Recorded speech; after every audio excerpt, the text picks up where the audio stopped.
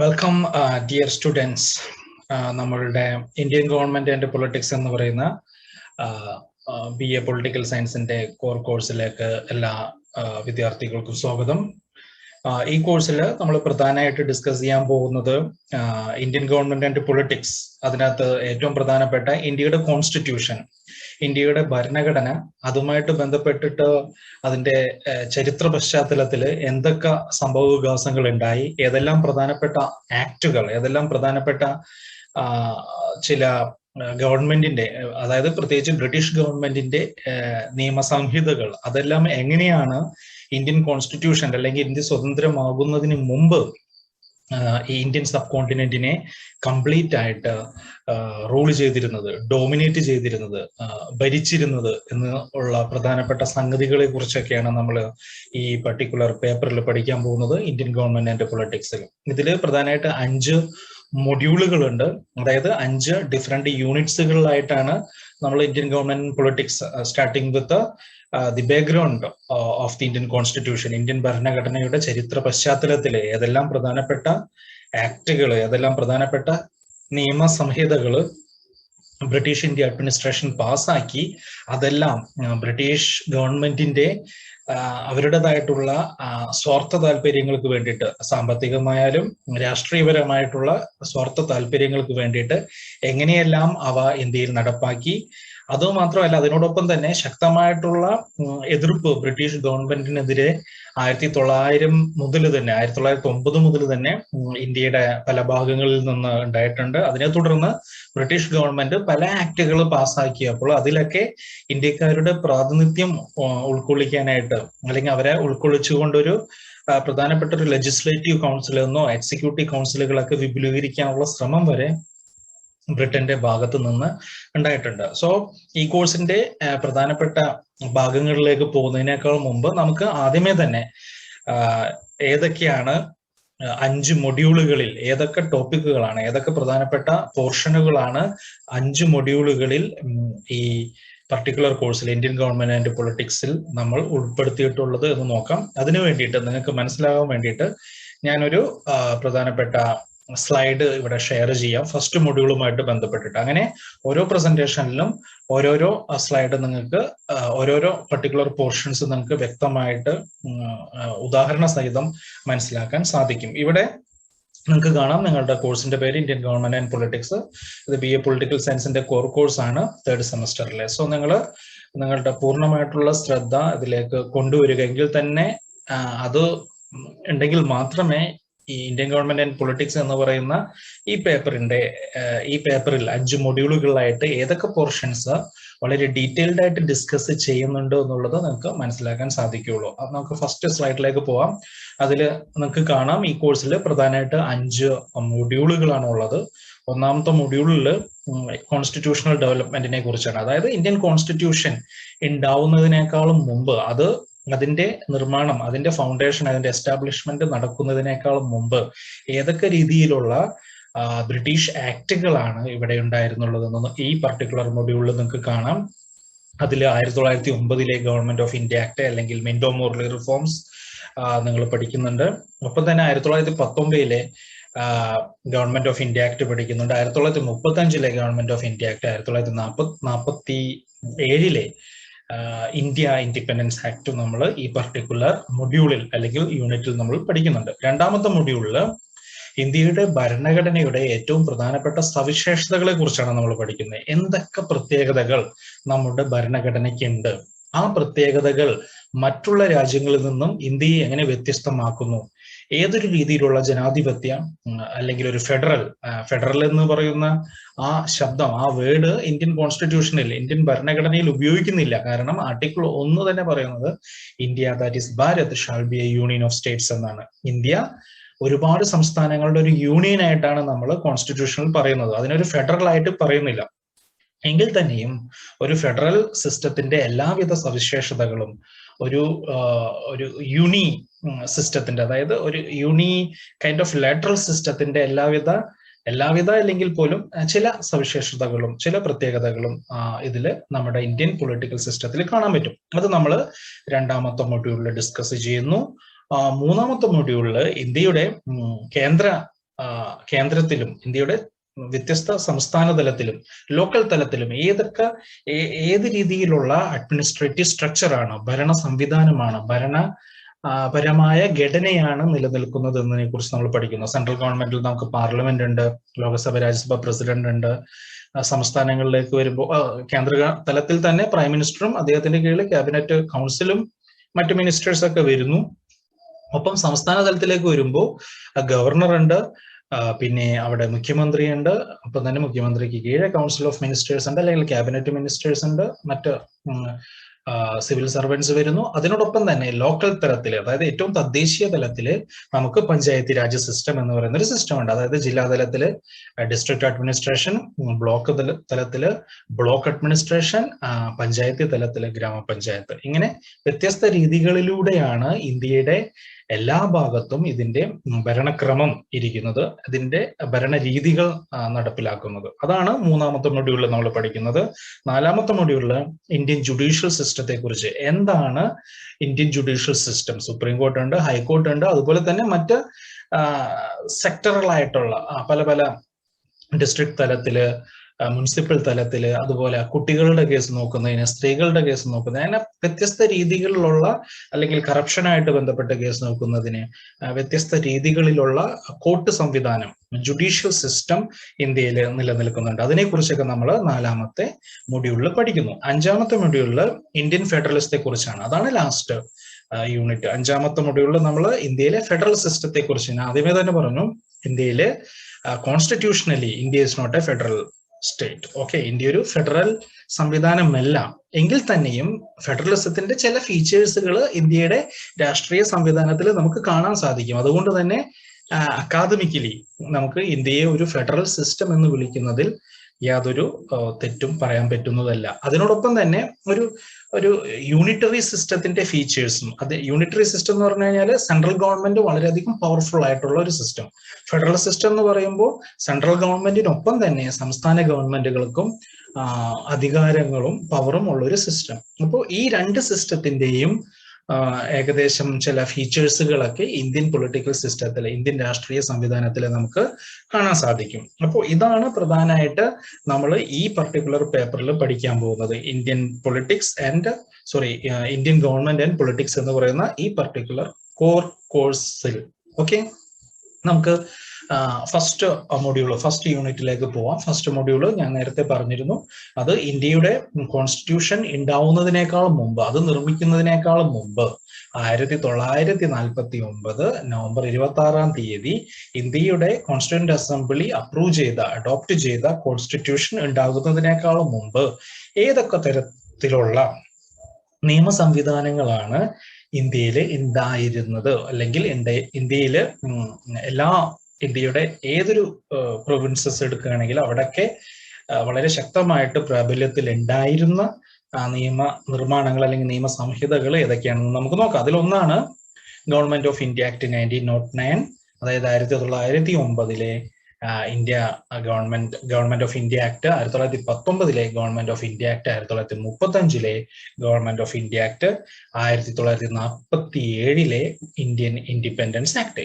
ഈ പ്രധാനപ്പെട്ട 4 ആക്ടുകളുടെ അതിന്റെ ഇൻഫ്ലുവൻസസ്, അതിന്റെ സ്വാധീനം ഇന്ത്യൻ കോൺസ്റ്റിറ്റ്യൂഷനിൽ ഇന്നും നമുക്ക് കാണാൻ പറ്റും. കാരണം ഇന്ത്യൻ കോൺസ്റ്റിറ്റ്യൂഷന്റെ ഒക്കെ ഒരു പ്രെഡിസിസേഴ്സ് ആയിട്ട് അതിന് മുന്നേ നിലനിന്നിരുന്ന നിയമ നിർമ്മാണങ്ങളാണ് ഇന്ത്യയുടെ സോഷ്യൽ, പൊളിറ്റിക്കൽ, ഇക്കണോമിക്കൽ, കൾച്ചറൽ ലൈഫിനെ, ഈ സാമൂഹികപരമായിട്ടുള്ളതും സാംസ്കാരികപരമായിട്ടുള്ളതും രാഷ്ട്രീയപരമായിട്ടുള്ളതും സാമ്പത്തികപരമായിട്ടുള്ള എല്ലാ തരത്തിലുള്ള പ്രശ്നങ്ങളെയും എല്ലാ തരത്തിലുള്ള അവകാശങ്ങളെയും ഡീല് ചെയ്തിരുന്ന, അല്ലെങ്കിൽ നേരിട്ടിരുന്ന, കൈകാര്യം ചെയ്തിരുന്ന നിയമ സംവിധാനങ്ങളാണ് ഈ പറയുന്ന 1909, 1919, 1935 ഗവൺമെന്റ് ഓഫ് ഇന്ത്യ ആക്ടുകളും, അതുപോലെ തന്നെ 1947 ഇന്ത്യൻ ഇൻഡിപെൻഡൻസ് ആക്ടും. നമുക്ക് 1909 ഗവൺമെന്റ് ഓഫ് ഇന്ത്യ ആക്ട്, അല്ലെങ്കിൽ Minto Morley reforms, Minto Morley പരിഷ്കാരങ്ങൾ എന്താണ് എന്ന് നോക്കാം. ഈ particular act Indian council act എന്നറിയപ്പെടുന്നു, ഗവൺമെന്റ് ഓഫ് ഇന്ത്യ ആക്ട് എന്നറിയപ്പെടുന്നു. വളരെയധികം പ്രശസ്തമായിട്ട് അറിയപ്പെടുന്ന പേരാണ് മിന്റോ മോർലി റിഫോംസ്. ആ കാലഘട്ടത്തിലെ ഗവർണർ ജനറൽമാരോ അതുപോലെ തന്നെ ബ്രിട്ടീഷ് റെപ്രസെന്റേറ്റീവുകളായിട്ടുള്ള, ബ്രിട്ടീഷ് പ്രതിനിധികളായിട്ടുള്ള ഓഫീസർമാരുടെ പേരുകളിലും അവരാണ് ഈ ആക്ടിന്റെ പരമാവധി മിക്ക ഭാഗങ്ങളും രൂപീകരിച്ചെടുത്തത്. അതിന്റെ പേരിൽ തന്നെ അവരുടെ പേരിലും ഈ ആക്ട് അറിയപ്പെടുന്നു. സോ നമുക്ക് നോക്കാം എന്തൊക്കെയാണ് ഈ ആക്ടിൽ പറഞ്ഞിരിക്കുന്ന പ്രധാനപ്പെട്ട കാര്യങ്ങൾ. അതിലൊന്നാണ് the inclusion of an Indian members in the executive council of the governor general. നമ്മളിവിടെ മനസ്സിലാക്കേണ്ട പ്രധാനപ്പെട്ട കാര്യം എന്ന് പറയുന്നത്, ഇന്ത്യയിൽ അന്ന് 1900 കാലഘട്ടത്തില് ഇന്ത്യയുടെ എല്ലാ തരത്തിലുള്ള ഡിസിഷൻ മേക്കിംഗ് സിസ്റ്റം, ഏത് തരത്തിലുള്ള തീരുമാനങ്ങളും എന്ത് ആയിക്കോട്ടെ, ഇന്ത്യയുടെ രാഷ്ട്രീയപരമായിട്ടുള്ള കാര്യമായിരിക്കട്ടെ, സാമ്പത്തികപരമായിട്ടുള്ള കാര്യമായിക്കോട്ടെ, എന്തുമായിട്ട് ബന്ധപ്പെട്ട് തീരുമാനം എടുത്തിരുന്നത് ഗവർണർ ജനറലുടെ ഒരു എക്സിക്യൂട്ടീവ് കൗൺസിലാണ്. അതായത് നിങ്ങൾക്കറിയാം, ഗവർണർ ജനറൽ എന്ന് പറയുന്നത് വളരെയധികം എക്സിക്യൂട്ടീവ് പവറുള്ള, എക്സിക്യൂട്ടീവ് എന്ന് വെച്ച് കഴിഞ്ഞാൽ എന്ത് കാര്യവും സ്വയം തീരുമാനിക്കാൻ ശേഷിയുള്ള ഒരു പ്രത്യേക ബ്രിട്ടീഷ് പോസ്റ്റാണ്. ഇന്നിപ്പോ നമുക്ക് ഇന്ത്യൻ പ്രൈം മിനിസ്റ്റർ അല്ലെങ്കിൽ ഒരു സംസ്ഥാനത്തിന്റെ മുഖ്യമന്ത്രി, അതുമായിട്ട് ബന്ധപ്പെട്ട കാര്യങ്ങളൊക്കെ അവർക്ക് തീരുമാനിക്കാൻ പറ്റും. അതുപോലെ തന്നെ ബ്രിട്ടൻ ഇന്ത്യയെ കോളനിയായിട്ട് ഭരിച്ചിരുന്ന കാലഘട്ടത്തിൽ ഒരു പ്രത്യേക ഗവർണർ ജനറലിന്റെ കീഴിൽ ഒരു എക്സിക്യൂട്ടീവ് കൗൺസിൽ ഉണ്ടായിരുന്നു. അതിൻ്റെ അകത്ത് ആ പർട്ടിക്കുലർ എക്സിക്യൂട്ടീവ് കൗൺസിൽ ഇന്ത്യക്കാരും തന്നെ ഉണ്ടായിരുന്നില്ല. അപ്പോൾ ഈ ആക്ട് ആണ് അതിനുള്ളിൽ ഇന്ത്യക്കാരെ ഉൾപ്പെടുത്തണമെന്ന് വാദിച്ചത്, അല്ലെങ്കിൽ അതിനുള്ളിൽ ഇന്ത്യക്കാരെ കൂടി ഉൾപ്പെടുത്തിക്കൊണ്ട് അതിനെ വിപുലീകരിക്കണമെന്ന് ആദ്യമായിട്ട് പറഞ്ഞത് 1909 മിന്റോ മോർലി റിഫോംസ് ആണ്. അതുപോലെ തന്നെ സെൻട്രൽ ലെജിസ്ലേറ്റീവ് കൗൺസിൽ, അതായത് നിയമ നിർമ്മാണ സഭകൾ, ബ്രിട്ടന്റെ കേന്ദ്രതലത്തിലുള്ള അവരുടെ പ്രധാനപ്പെട്ട കേന്ദ്രതലത്തിലുള്ള നിയമനിർമ്മാണ സഭകളെ കൂടി വലിയതാക്കണം എന്ന് പറഞ്ഞു. വലിയതാക്കുക എന്ന് ഉദ്ദേശിക്കുന്നത് ഇന്ത്യക്കാരെ കൂടി ഉൾപ്പെടുത്താം, എങ്കിലേ അതിൽ ഇന്ത്യക്കാരുടെ ഫീലിംഗ്, ഇന്ത്യക്കാർക്ക് വേണ്ട കാര്യങ്ങൾ അതിൽ ഇൻക്ലൂഡ് ആവൂ എന്ന് വാദിച്ച ഒരു ആക്ട് ആണത്. അതുപോലെ തന്നെ പ്രൊവിൻഷ്യൽ ലെജിസ്ലേറ്റീവ് കൗൺസിൽ, സെൻട്രൽ ഗവൺമെന്റിന്റെ തലത്തിൽ മാത്രമല്ല പ്രൊവിൻഷ്യൽ തലത്തിൽ, അന്ന് പ്രൊവിൻഷ്യൽ സിസ്റ്റം ആയിരുന്നു നമുക്ക്, ഇന്നത്തെ പോലത്തെ സ്റ്റേറ്റ് സിസ്റ്റം ഇല്ല. ഇന്ന് സംസ്ഥാനങ്ങളാണ് ഇന്ത്യയിൽ, പക്ഷെ അന്ന് ഈ സംസ്ഥാനങ്ങൾക്ക് പകരം ഒരുപാട് നാട്ടുരാജ്യങ്ങളായിരുന്നു. അതിനെ പ്രൊവിൻഷ്യൽ സിസ്റ്റം എന്ന് വിളിച്ചു പോന്നു. സോ പ്രൊവിൻഷ്യൽ ലെജിസ്ലേറ്റീവ് കൗൺസിലുകളിലും ഇതുപോലെ ഇന്ത്യക്കാരെ പ്രസൻസ് കൂട്ടുക എന്നുള്ളതായിരുന്നു മിന്റോ മോർലി റിഫോംസിന്റെ ഒരു recommendation. It also enlarged the scope of the subjects to be debated in both central legislative council and provincial legislative council. അതായത് സെൻട്രൽ ലെജിസ്ലേറ്റീവ് കൗൺസിലിന്റെയും പ്രൊവിൻഷ്യൽ ലെജിസ്ലേറ്റീവ് കൗൺസിലിന്റെയും അവർ ഡീല് ചെയ്യുന്ന ഒരുപാട് സബ്ജക്ട്സുകൾ ഉണ്ടാവും. സാമ്പത്തികപരമായിട്ടുള്ള സാധനം, ഇന്ത്യയിലെ ആളുകളുടെ വിശ്വാസപരമായിട്ടുള്ള സംഭവങ്ങൾ, ഇന്ത്യയിലെ ആളുകളുടെ രാഷ്ട്രീയപരമായിട്ടുള്ള കാര്യങ്ങൾ, ഇതൊക്കെ എന്ത് ചെയ്യണം, കുറെ കൂടി ശക്തമായിട്ട് അതിന്റെ പ്രസൻസ് അതിൽ കൂട്ടണം. മുമ്പ് കുറച്ച് കാര്യങ്ങൾ ഉണ്ടായിരുന്നുള്ളൂ, എന്നാൽ ഇനി മുതൽ കുറെ കൂടി കാര്യങ്ങൾ, കുറെ കൂടി സബ്ജക്ട്സ്, ഏരിയാസ് ഈ പർട്ടിക്കുലർ കൗൺസിലുകളിൽ, സെൻട്രൽ ലെജിസ്ലേറ്റീവ് കൗൺസിലിലും പ്രൊവിൻഷ്യൽ ലെജിസ്ലേറ്റീവ് കൗൺസിലിലും ആഡ് ചെയ്യണമെന്ന് വാദിച്ചു. മറ്റൊന്നാണ് communal reservation both for the Hindus and Muslims. ഹിന്ദുക്കൾക്കും മുസ്ലിങ്ങൾക്കും കമ്മ്യൂണൽ റിസർവേഷൻ, അതായത് മതത്തിനെ അടിസ്ഥാനപ്പെടുത്തിയിട്ടുള്ള റിസർവേഷൻ, അതിപ്പോ ഇലക്ഷന്റെ കാര്യത്തിലായാലും ജോബിന്റെ കാര്യത്തിലായാലും വേണമെന്ന് ഈ ആക്ട് വാദിക്കുകയാണ്. ഇനി അടുത്ത ആക്ട് ആണ് 1919 ഗവൺമെന്റ് ഓഫ് ഇന്ത്യ ആക്ട് എന്നറിയപ്പെടുന്നു. അതിന്റെ അന്നത്തെ ഈ പർട്ടിക്കുലർ ആക്ട് രൂപീകരിച്ചെടുത്ത, അല്ലെങ്കിൽ അത് പ്രിപ്പയർ ചെയ്തെടുത്ത മൊണ്ടേഗു ചെംസ്ഫോർഡ്, അവരുടെ പേരിൽ തന്നെയാണ് ഈ പർട്ടിക്കുലർ ആക്ട് ഫേമസ് ആയിട്ട് അറിയപ്പെടുന്നത്. അല്ലെങ്കിൽ മൊണ്ടേഗു ചെംസ്ഫോർഡ് പരിഷ്കാരങ്ങൾ എന്നുകൂടി ഇതിനെ വിളിക്കാം നമുക്ക്. എന്തൊക്കെയാണ് മൊണ്ടേഗു ചെംസ്ഫോർഡ് റിഫോംസ് സജസ്റ്റ് ചെയ്തത്, അല്ലെങ്കിൽ ആ ആക്ടിൽ ഉൾപ്പെടുത്തിയതെന്ന് നോക്കാം. അതിലൊന്നാണ്, the number of Indians in the governor general's executive council was raised to 3 in a council of 8. അതായത് ഞാൻ നേരത്തെ പറഞ്ഞു, ഗവർണർ ജനറലിന്റെ കീഴിൽ ഒരു എക്സിക്യൂട്ടീവ് കൗൺസിൽ ഉണ്ട്, അതിൻ്റെ അകത്ത് ഇന്ത്യക്കാർ ഉൾപ്പെടുത്തി എന്ന് പറഞ്ഞു. പക്ഷെ 1919 ഗവൺമെന്റ് ഓഫ് ഇന്ത്യ ആക്ടിലാണ് എക്സിക്യൂട്ടീവ് കൗൺസിൽ മൊത്തമുള്ള, അല്ലെങ്കിൽ ആകെയുള്ള 8 പേരുകളിൽ 3 ആള് ഇന്ത്യക്കാരായിരിക്കണമെന്ന് വാദിച്ചു. The new scheme envisaged a division of subjects into centralist and provincialist. അതിനോടൊപ്പം തന്നെ കേന്ദ്ര ഗവൺമെന്റിന്റെ ഭരണപരിധിക്കുള്ളിൽ വരുന്ന കാര്യങ്ങൾ തീരുമാനിക്കാൻ ഒരു പർട്ടിക്കുലർ ലിസ്റ്റ് ഓഫ് സബ്ജക്ട്സും, ഈ പ്രൊവിൻഷ്യൽ ഗവൺമെന്റുകൾ, അതായത് താഴെത്തട്ടിലുള്ള സംസ്ഥാനങ്ങളുടെ തട്ടിലുള്ള, നാട്ടുരാജ്യങ്ങളുടെ തട്ടിലുള്ള അവരുടെ ഭരണപരിധിക്കുള്ളിൽ എന്തൊക്കെ സബ്ജക്ട്സ്, എന്തൊക്കെ കാര്യങ്ങൾ അവർക്ക് നേരിടാൻ പറ്റും എന്നുള്ളതിനെ കുറിച്ച് ഒരു ഡീറ്റെയിൽഡ് ആയിട്ടുള്ള രൂപരേഖ മൊണ്ടേഗു ചെംസ്ഫോർഡ് പരിഷ്കാരങ്ങളിൽ, അല്ലെങ്കിൽ ഗവൺമെന്റ് ഓഫ് ഇന്ത്യ ആക്ട് 1919 ഉൾപ്പെടുത്തി. The act provided a bicameral legislature at the centre. ഈ ആക്ട് ആണ് വളരെ ശക്തമായിട്ട്, ആദ്യമായിട്ടെന്നും പറയാം, വളരെ ശക്തമായിട്ട് തന്നെ ബിക്യാമറൽ ലെജിസ്ലേച്ചർ. ബിക്യാമറൽ ലെജിസ്ലേച്ചർ എന്ന് വെച്ചാൽ രണ്ട് തരത്തിലുള്ള ഒരു നിയമനിർമ്മാണ രീതി അല്ലെങ്കിൽ നിയമനിർമ്മാണ സഭകൾ. ഇപ്പോ ഫോർ എക്സാമ്പിൾ ഇന്നത്തെ ഈ സമകാലീന ഇന്ത്യയിലെ നിയമനിർമ്മാണ സഭകൾ നോക്കൂ. നമ്മൾ ഇന്ത്യൻ പാർലമെന്റ് ഉണ്ട്, അതിനുള്ളിൽ തന്നെ ലോകസഭയുണ്ട്, രാജ്യസഭയുണ്ട്. അപ്പോൾ ഇത് 1919 മൊണ്ടേഗു ചെംസ്ഫോർഡിന്റെ ഒരു റെക്കമെൻഡേഷന്റെ ഭാഗമായിട്ട് വന്നതാണ്. അതായത് നിങ്ങൾക്ക് ഒരു അപ്പർ കൗൺസിലും ഒരു ലോവർ കൗൺസിലും വേണം. ഈ രണ്ട് കൗൺസിലിനും വ്യത്യസ്ത രീതിയിലുള്ള അധികാരങ്ങളാണ്, വ്യത്യസ്ത രീതിയിലുള്ള ഭരണക്രമങ്ങളുമാണ്. അപ്പോൾ ഇതൊക്കെ ഈ പർട്ടിക്കുലർ ആക്ടിന്റെ ഭാഗമായിട്ട് വന്നതാണ്. ഇനി നമുക്ക് നോക്കാം, നമ്മളിപ്പോ കണ്ടത് സെൻട്രൽ ഗവൺമെന്റിന്റെ തലത്ത് എന്തൊക്കെ മാറ്റങ്ങളാണ് വന്നത്. ഇനി നമുക്ക് പ്രൊവിൻഷ്യൽ ഗവൺമെന്റിന്റെ തലത്തിൽ എന്തൊക്കെ മാറ്റങ്ങളാണ് ഉള്ളത് എന്ന് നോക്കാം. The act introduced dyarchy or dual government in the provinces. നമ്മൾ നേരത്തെ പറഞ്ഞു രണ്ട് തരത്തിലുള്ള ഗവൺമെന്റുകൾ സെൻട്രൽ ലെവലിലും പ്രൊവിൻഷ്യൽ ലെവലിലും വന്നു. അതിനോടൊപ്പം തന്നെ പ്രൊവിൻഷ്യൽ ലെവലിൽ, അതായത് താഴെത്തട്ടില് നാട്ടുരാജ്യങ്ങളുടെ ഭരണവുമായിട്ട് ബന്ധപ്പെട്ടിട്ട് ഒരു സിസ്റ്റം ഓഫ് ഡ്യുവൽ ഗവേണൻസ്, അതായത് രണ്ട് രീതിയിൽ ഭരിക്കും. ഇന്ന് നമ്മൾ പഞ്ചായത്ത് രാജ് സിസ്റ്റത്തിൽ കാണുന്നില്ലേ 3 രീതിയിലുള്ള ഭരണം, ജില്ല, ബ്ലോക്ക്, ലോക്കൽ പ്രദേശം. അതുപോലെ തന്നെ ഇവരും ആ കാലഘട്ടത്തിൽ 1919 മൊണ്ടേഗു ചെംസ്ഫോർഡ് റിഫോംസിന്റെ റെക്കമെൻഡേഷൻസിന്റെ ഭാഗമായിട്ട് വന്നതാണ് dual government in the provinces. Okay, it provided for a provincial legislature called provincial legislative council. അത് മാത്രമല്ല, ഈ നാട്ടുരാജ്യങ്ങളുടെ കാര്യങ്ങൾ നോക്കാനായിട്ട് നാട്ടുരാജ്യങ്ങളുടെ അറ്റ് ദ സെന്റർ എന്ത് വേണം, ഒരു പ്രൊവിൻഷ്യൽ ലെജിസ്ലേറ്റീവ് കൗൺസിൽ.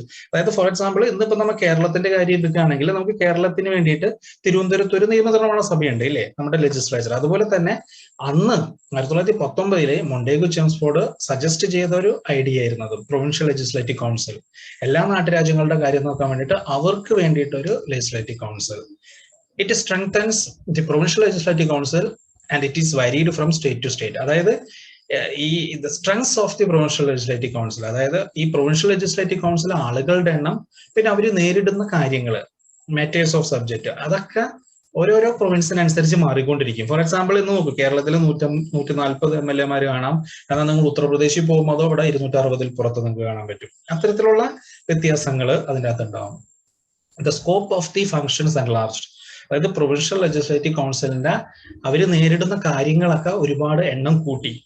ഒരുപക്ഷെ അതിക്ക് മുമ്പ് വളരെ കുറച്ച് കാര്യങ്ങൾ മാത്രം നേരിടാനും കൈകാര്യം ചെയ്യാനുള്ള പവർ, അധികാരം മാത്രമേ പ്രൊവിൻഷ്യൽ ലെജിസ്ലേറ്റീവ് കൗൺസിൽസിന് ഉണ്ടാവുള്ളൂ. പക്ഷെ ഇതിനുശേഷം ഒരുപാട് കാര്യങ്ങൾ, ആ സ്കോപ്പ് എൻലാർജ് ആയി എന്നാ പറയുന്നത്. ഫ്രാഞ്ചൈസ് വൈസ് വൈഡൻഡ്, അതായത് ഗവൺമെന്റുകൾക്ക് പലതരത്തിലുള്ള അഡ്മിനിസ്ട്രേറ്റീവ് ഫോമുകൾ വന്നു അല്ലെ. ഇപ്പൊ നമ്മളെ നാട്ടിൽ നമ്മൾ കാണുന്ന primary health centre, police station, civil station, ഇതൊക്കെ ഗവൺമെന്റിന്റെ വ്യത്യസ്ത മുഖങ്ങളാണ് അല്ലെ. പല പല കാര്യങ്ങളിൽ പല പല ഡിപ്പാർട്ട്മെന്റ് കാണാം. അപ്പോൾ അന്നേ മുതൽ തന്നെ ഇത്തരത്തിലുള്ള ഗവൺമെന്റിന്റെ ഫ്രാഞ്ചൈസികൾ അവിടെ ഇവിടെയൊക്കെ ആയിട്ട് അവര് എസ്റ്റാബ്ലിഷ് ചെയ്തു വന്നു. Term of the provincial legislative council is 3 years. അതായത് 3 വർഷമാണ് ഒരു പ്രൊവിൻഷ്യൽ ലെജിസ്ലേറ്റീവ് കൗൺസിലിന്റെ ഡ്യൂറേഷന്. ഇന്ന് നമ്മൾ നോക്കുമ്പോൾ 5 വർഷമാണ്, അന്ന് 3 വർഷം. പക്ഷെ അത് ഗവർണർ ജനറൽക്ക് അത് കൂട്ടാനോ കുറയ്ക്കാനുള്ള അവകാശം അന്നുണ്ട്, ഇന്നില്ല. ഇന്നുണ്ട്, പക്ഷെ അത് ചില സാഹചര്യങ്ങളിൽ മാത്രം, എമർജൻസി അങ്ങനെയുള്ള മറ്റ് കോൺസ്റ്റിറ്റ്യൂഷനെതിരെ ഒരു സംസ്ഥാന ഗവൺമെന്റ് വർക്ക് ചെയ്യുകയാണെങ്കിലൊക്കെ അതിനെ മാറ്റിമറിക്കാൻ പറ്റും. അടുത്തത് ഗവൺമെന്റ് ഓഫ് ഇന്ത്യ ആക്ട് ആണ്. 1935 ഗവൺമെന്റ് ഓഫ് ഇന്ത്യ ആക്ട് ആണ്. ഇത് വളരെ ഇമ്പോർട്ടന്റ് ആയിട്ടുള്ള ഒരു ആക്ട് ആണ്, നിങ്ങളെല്ലാം മനസ്സിലാക്കണം. നമുക്ക് നോക്കാം എന്തൊക്കെ പോയിന്റ്സുകളാണ് ഇതിനകത്ത് പറയുന്നത്. It was a very elaborate document. Okay, വളരെയധികം എലാബറേറ്റ് ആയിട്ടുള്ള, ലെങ്തി ആയിട്ടുള്ള ഒരു ആക്ട് ആണ് 1935 ഗവൺമെന്റ് ഓഫ് ഇന്ത്യ ആക്ട്. ഈ ആക്ടുകളുടെ ഫീച്ചേഴ്സ് എന്താണെന്ന് നോക്കാം. ഈ ആക്ട് ആണ് ആദ്യമായിട്ട് ഒരു ഓൾ ഇന്ത്യ ഫെഡറേഷനെ വേണമെന്ന് വാദിച്ചത്. ഒരു ഓൾ ഇന്ത്യ ഫെഡറേഷൻ വേണം. ഓക്കെ, ഒരു സംസ്ഥാന ഗവൺമെന്റ്, അതിന് കീഴിൽ ഒരുപാട് പ്രൊവിൻഷ്യൽ ഗവൺമെന്റ്. റെസ്പോൺസിബിൾ ഗവൺമെന്റ് വിത്ത് സേഫ് ഗാർഡ്സ്. റെസ്പോൺസിബിൾ ഗവൺമെന്റ് എന്ന് വെച്ചാൽ എന്താണ്? അതായത് വെറുതെ സിസ്റ്റം ഇങ്ങനെ ഉണ്ടാക്കുകയല്ല, ഓരോ ഗവൺമെന്റിനും അതിൻ്റെതായിട്ടുള്ള ഉത്തരവാദിത്തങ്ങളുണ്ട്. ജനങ്ങളോടായാലും കോൺസ്റ്റിറ്റ്യൂഷനോടായാലും അതുപോലെ തന്നെ അഡ്മിനിസ്ട്രേറ്റേഴ്സോടായാലും.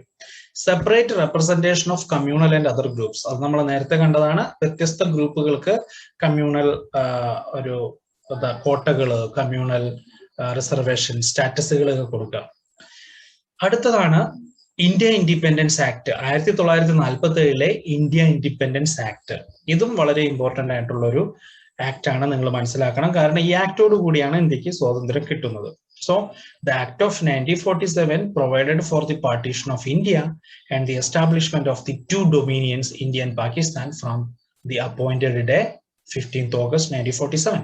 1947 ഓഗസ്റ്റ് 15 ഈ ആക്ട് അനുസരിച്ചിട്ട് ഇന്ത്യ എന്ന് പറയുന്ന ഡൊമീനിയനും പാകിസ്ഥാൻ എന്ന് പറയുന്ന ഡൊമീനിയനും ഉണ്ടായി എന്ന് പറയുന്നത് രൂപീകൃതമായി. The act provided for the legislative supremacy of the two dominions. ഈ രണ്ട് ഡൊമീനിയൻസിനും അവരുടേതായിട്ടുള്ള കാര്യങ്ങൾ നോക്കാനുള്ള ലെജിസ്ലേറ്റീവ് സുപ്രമസി, അതായത് അവർക്ക് അവരുടേതായിട്ടുള്ള നിയമനിർമ്മാണം നടത്താനുള്ള ഫുൾ ലീഗൽ റൈറ്റ്സ് കൊടുത്തു. And declared that the British government have no control. Remember, okay? ഈ പർട്ടിക്കുലർ പോയിന്റ് നിങ്ങൾ ആരും മറക്കരുത്. ബ്രിട്ടീഷ് ഗവൺമെന്റിന് യാതൊരു തരത്തിലുള്ള കൺട്രോളും ഈ ഡൊമിനിയന്റെ മുകളിൽ ഇല്ല over the affairs of dominions or provinces or any part of the dominions after 15th August 1947. August 15 1947 ശേഷം പാകിസ്ഥാന്റെ മുകളിലോ ഇന്ത്യയുടെ മുകളിലോ അതോ ഇത് രണ്ടിന്റെയും ഭാഗമാകാതെ നിൽക്കുന്ന ഏതെങ്കിലും പ്രൊവിൻഷ്യൽ സിസ്റ്റത്തിന്റെ മുകളിലോ ബ്രിട്ടീഷ് ഗവൺമെന്റിന് യാതൊരു പവറും ഇല്ല. Until a new constitution was framed for each dominion, the act made the existing constituent assemblies on the dominion legislates for the time being. അതായത് പുതിയൊരു നിയമനിർമ്മാണം സഭ വരുന്നത് വരെ, പുതിയ നിയമനിർമ്മാണങ്ങൾ നടക്കുന്നത് വരെ ഈ ഇന്ത്യൻ ഇൻഡിപെൻഡൻസ് ആക്ട് നിലനിൽക്കും. അതായത് ഈ രണ്ട് സിസ്റ്റത്തിനെയും നിയമപരമായിട്ട് സഹായിക്കാനായിട്ട് ഈ ആക്ടിന്റെ പല ക്ലോസസും പ്രൊവിൻസസും നിലനിൽക്കും. എങ്കിൽ തന്നെയും ഈ ആക്ടില് വേണ്ട ഭേദഗതികളൊക്കെ വരുത്താനായിട്ട് ഈ ഡൊമിനിയൻസിന് അവകാശവും കൊടുത്തിരുന്നു. Each of the dominions and all provinces were to be governed in accordance with the Government of India Act 1935. Each dominion was authorized to make a notification with this effect. അതായത് 1947 ഈ ഇന്ത്യൻ ഇൻഡിപെൻഡൻസ് ആക്ട് മാത്രമല്ല 1935 government of India, അതായത് British India administration പാസാക്കിയ government of India act 1935, 1935 government of India ആക്ടും ചില province അല്ലെങ്കിൽ അതിന്റെ ചില ക്ലോസസ് കൂടി ഇന്ത്യയിലും പാകിസ്ഥാനിലും പുതിയ അഡ്മിനിസ്ട്രേഷൻ വരുന്നവരെ അപ്ലിക്കബിൾ ആണ് എന്ന് ഈ പർട്ടിക്കുലർ ആക്ട് പറയുന്നു, 1947 ആക്ട് പറയുന്നു. And Governor General was given the power to modify or adopt the Government of India Act 1935. അതായത് അത് 1935 ആയാലും 1947 ആക്ട് ആയാലും ഇത് വേണ്ട രീതിയിൽ മാറ്റങ്ങൾ വരുത്തിയിട്ട് അന്നത്തെ സാഹചര്യത്തിൽ ഏതൊക്കെ തരത്തിലുള്ള മാറ്റങ്ങളാണോ ഈ രണ്ട് ഡൊമീനിയൻസിനും മറ്റു പ്രൊവിൻസസിനും വേണ്ടത് അത് മാറ്റാനുള്ള അവകാശം ഗവർണർ ജനറലിന് കൊടുത്തു ഒരു പർട്ടിക്കുലർ ടൈം വരെ.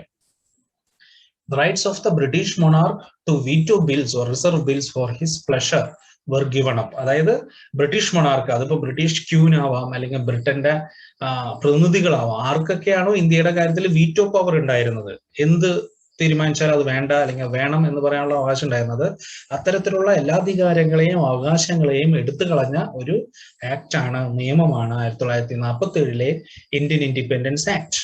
Okay, the act provided for the termination of the sovereignty of the British Crown or the Indian states.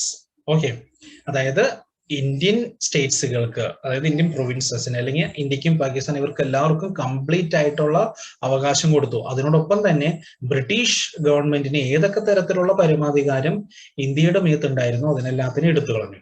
Agreements with the tribes of the northwest frontier province of India were to be negotiated by the successor dominion. അതായത് north west frontier പ്രൊവിൻസും കൂടി ഉണ്ടായിരുന്നു ഈ പറയുന്ന Indian sub കോണ്ടിനെന്റിന്റെ ഭാഗമായിട്ട്.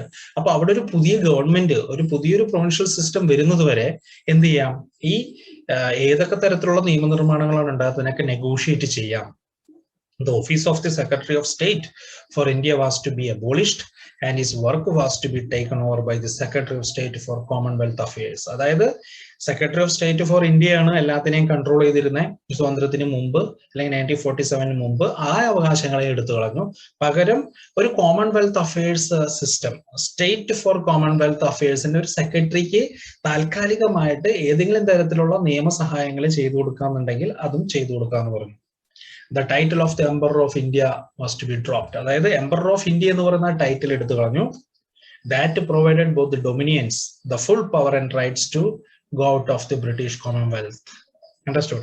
അതായത് ബ്രിട്ടന്റെ നിയന്ത്രണത്തിലുള്ള എല്ലാ തരത്തിലുള്ള ഒരു നിയമത്തിന്റെ ഫ്രെയിംവർക്കിൽ നിന്ന് പുറത്തു പോകാനും അതുപോലെ തന്നെ വേണമെങ്കിൽ കോമൺവെൽത്ത് പർട്ടിക്കുലർ പ്ലാറ്റ്ഫോമിൽ നിൽക്കാനുള്ള അവകാശം ഈ ആക്ട് ഇന്ത്യക്കും പാകിസ്ഥാനും ഈ രണ്ട് ഡൊമിനിയനുകൾക്കും കൊടുക്കാനുണ്ടായിരുന്നു.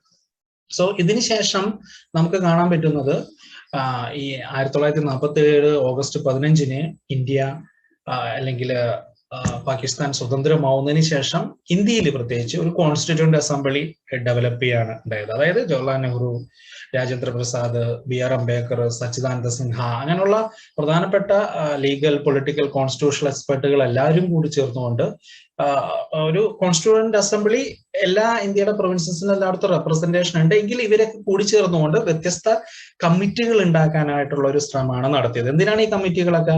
കാരണം നമുക്കൊരു പുതിയ കോൺസ്റ്റിറ്റ്യൂഷൻ, ഒരു ഭരണ സംവിധാനം, ഒരു ഭരണഘടന വേണം.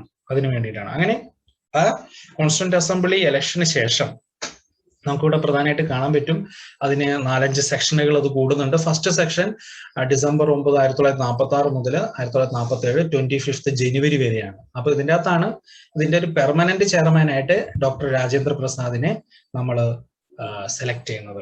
സെക്കൻഡ് സെഷനിലാണ് പ്രധാനപ്പെട്ട 8 കമ്മിറ്റികൾ നമ്മൾ ഉണ്ടാക്കുന്നു. Rules committee, steering committee, advisory committee, drafting committee, union subject committee, union constitution committee, provincial constitution committee, States committee.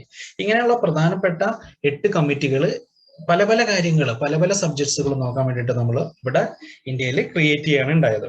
The third section of the Constituent Assembly lasted from 22nd April 1947 to 2nd May 1947. അതായത് 1947 22 April മുതൽ 2nd May 1947 വരെ അതിന്റെ third section നടക്കുകയാണ്. ഇതിലാണ് പ്രധാനമായിട്ട് നമ്മളുടെ മൗലികാവകാശങ്ങളും ഈ പറയുന്ന ന്യൂനപക്ഷങ്ങളുടെ അവകാശങ്ങളെ കുറിച്ച് പ്രധാനപ്പെട്ട ഡിസ്കഷൻ നടന്നത്. നാലാമത്തെ സെക്ഷൻ ജൂലൈ 14, 1947 മുതൽ ജൂലൈ 31, 1947 വരെ നടക്കുന്നു. അഞ്ചാമത്തെ സെക്ഷൻ നമ്മളുടെ നടക്കുന്നത് 15th August 1947 ആണ്. ഓക്കെ, 15th August 1947 അത് സ്റ്റാർട്ട് ചെയ്യുന്നു. ആൻഡ് അതിന്റെ ഒരു ഡ്രാഫ്റ്റ് ഉണ്ടാക്കിയ അതായത് കോൺസ്റ്റിറ്റ്യൂഷന്റെ ഒരു കംപ്ലീറ്റ് ആയിട്ടൊരു ഡ്രാഫ്റ്റ് ഉണ്ടാക്കിയപ്പോൾ ആദ്യം നമുക്ക് ഉണ്ടായിരുന്നത് 315 ആർട്ടിക്കിളും 13 സെക്ഷൻസ് ആണ്. പക്ഷെ ഫൈനലി നമ്മൾ 395 ആർട്ടിക്കിളും അതുപോലെ തന്നെ 8 ഷെഡ്യൂളുകളും ഫൈനലി നമ്മൾ അതിന്റെ അകത്ത് ഇൻസേർട്ട് ചെയ്തു. And constitution was adopted by constituent assembly on 26th November 1949 and it was inaugurated on 26th Jan 1950. അതായത് 26 നവംബർ 1949 കോൺസ്റ്റിറ്റ്യൂന്റ് അസംബ്ലി നമ്മുടെ ഭരണഘടനയെ അഡോപ്റ്റ് ചെയ്തു. ജവഹർലാൽ നെഹ്റു ഒരു പ്രധാനപ്പെട്ട ഒരു സ്പീച്ചൊക്കെ ഇന്ത്യൻ പാർലമെന്റിൽ നടത്തിക്കൊണ്ട്, പക്ഷെ നമ്മളതിനെ 1950 ജനുവരി 26 ഇനാഗ്രേറ്റ് ചെയ്തു. അതായത് അത് ആ ദിവസം മുതൽ അത് ഇംപ്ലിമെന്റ് ചെയ്യാൻ തുടങ്ങി, നടപ്പിലാക്കാൻ തുടങ്ങി ഇന്ത്യയുടെ മുക്കിലും മൂലയിലും. ഇന്ന് 395 ആർട്ടിക്കിൾ, ഒരുപാട് ആർട്ടിക്കിൾസും ഒരുപാട് ഷെഡ്യൂൾസും ഇതിനകത്ത് നമ്മൾ അതിനുശേഷം ഇൻസേർട്ട് ചെയ്യുകയുണ്ടായി. സോ ഡിയർ സ്റ്റുഡൻസ്, എനിക്ക് തോന്നുന്നു നിങ്ങൾക്ക് അത് ഏകദേശം ഒരു ധാരണ കിട്ടി എന്താണ് ഈ പർട്ടിക്കുലർ പേപ്പറിൽ നമ്മൾ പഠിക്കാൻ പോകുന്നുള്ളത്. അതുമായിട്ട് ബന്ധപ്പെട്ട് 5 മൊഡ്യൂളിൽ എന്തൊക്കെയാണെന്നുള്ളത് നിങ്ങൾ പഠിച്ചു. അതിനോടൊപ്പം തന്നെ ഫസ്റ്റ് മൊഡ്യൂളില് പ്രധാനപ്പെട്ട പോയിന്റ്സുകൾ, വളരെ ഇമ്പോർട്ടന്റ് ആയിട്ടുള്ള പോയിന്റ്സുകൾ, നിങ്ങളുടെ എക്സാമിനേഷൻ പോയിന്റ് ഓഫ് വ്യൂവില് എന്തൊക്കെ കാര്യങ്ങൾ നിങ്ങളുടെ മനസ്സിൽ വെക്കണം എന്നുള്ളതിനെ കുറിച്ച് നിങ്ങൾക്ക് ഒരു ധാരണ കിട്ടിയപ്പോൾ, അപ്പോൾ നിങ്ങൾ ബാക്കി സ്റ്റഡി മെറ്റീരിയൽ ഒക്കെ വായിക്കുമ്പോൾ അതിന്റെ ഡീറ്റെയിൽസിലേക്ക് നിങ്ങൾക്ക് പോകാൻ പറ്റും. അപ്പോൾ നമുക്ക് പതുക്കെ അടുത്ത സെക്ഷനിലേക്ക് മൂവ് ചെയ്യാം. അടുത്ത സെക്ഷനിൽ നമ്മൾ വ്യക്തമായിട്ട് അതിന്റെ സെക്കൻഡ് മൊഡ്യൂളിൽ എന്താണ് ഇന്ത്യൻ ഗവൺമെന്റ് ആൻഡ് പൊളിറ്റിക്സ് എന്ന് പറയുന്ന കോർ കോഴ്സിൽ നമുക്ക് പഠിക്കാനുള്ളതിനെ കുറിച്ച് നോക്കാം. ഓക്കെ,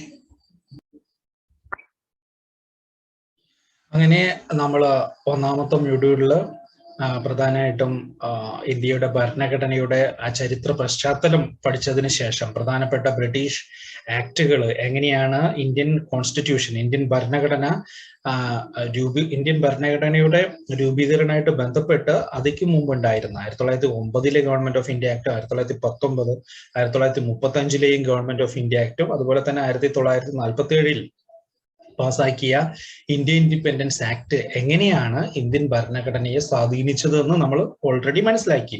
അതാണ് മൊഡ്യൂൾ 1 നമ്മൾ കണ്ടത്. ഇനി നമുക്ക് മൊഡ്യൂൾ 2, അതായത് ഇതിന്റെ യൂണിറ്റ് 2 പോവാം. ഇതിൽ നമ്മൾ പ്രധാനമായിട്ട് പഠിക്കാൻ പോകുന്നത് ഇന്ത്യൻ ഭരണഘടനയുടെ ഏറ്റവും പ്രധാനപ്പെട്ട സവിശേഷതകളെ കുറിച്ചാണ്, salient features of Indian constitution. So നിങ്ങൾക്ക് എളുപ്പത്തിൽ ഈ പർട്ടിക്കുലർ പോർഷൻ മനസ്സിലാക്കാൻ വേണ്ടിയിട്ട് ഞാൻ ഇതിന്റെ PPT ഷെയർ ചെയ്യാം. സോ അതിലൂടെ നിങ്ങൾക്ക് കാര്യങ്ങൾ വ്യക്തമാവും എന്ന് ഞാൻ വിചാരിക്കുന്നു.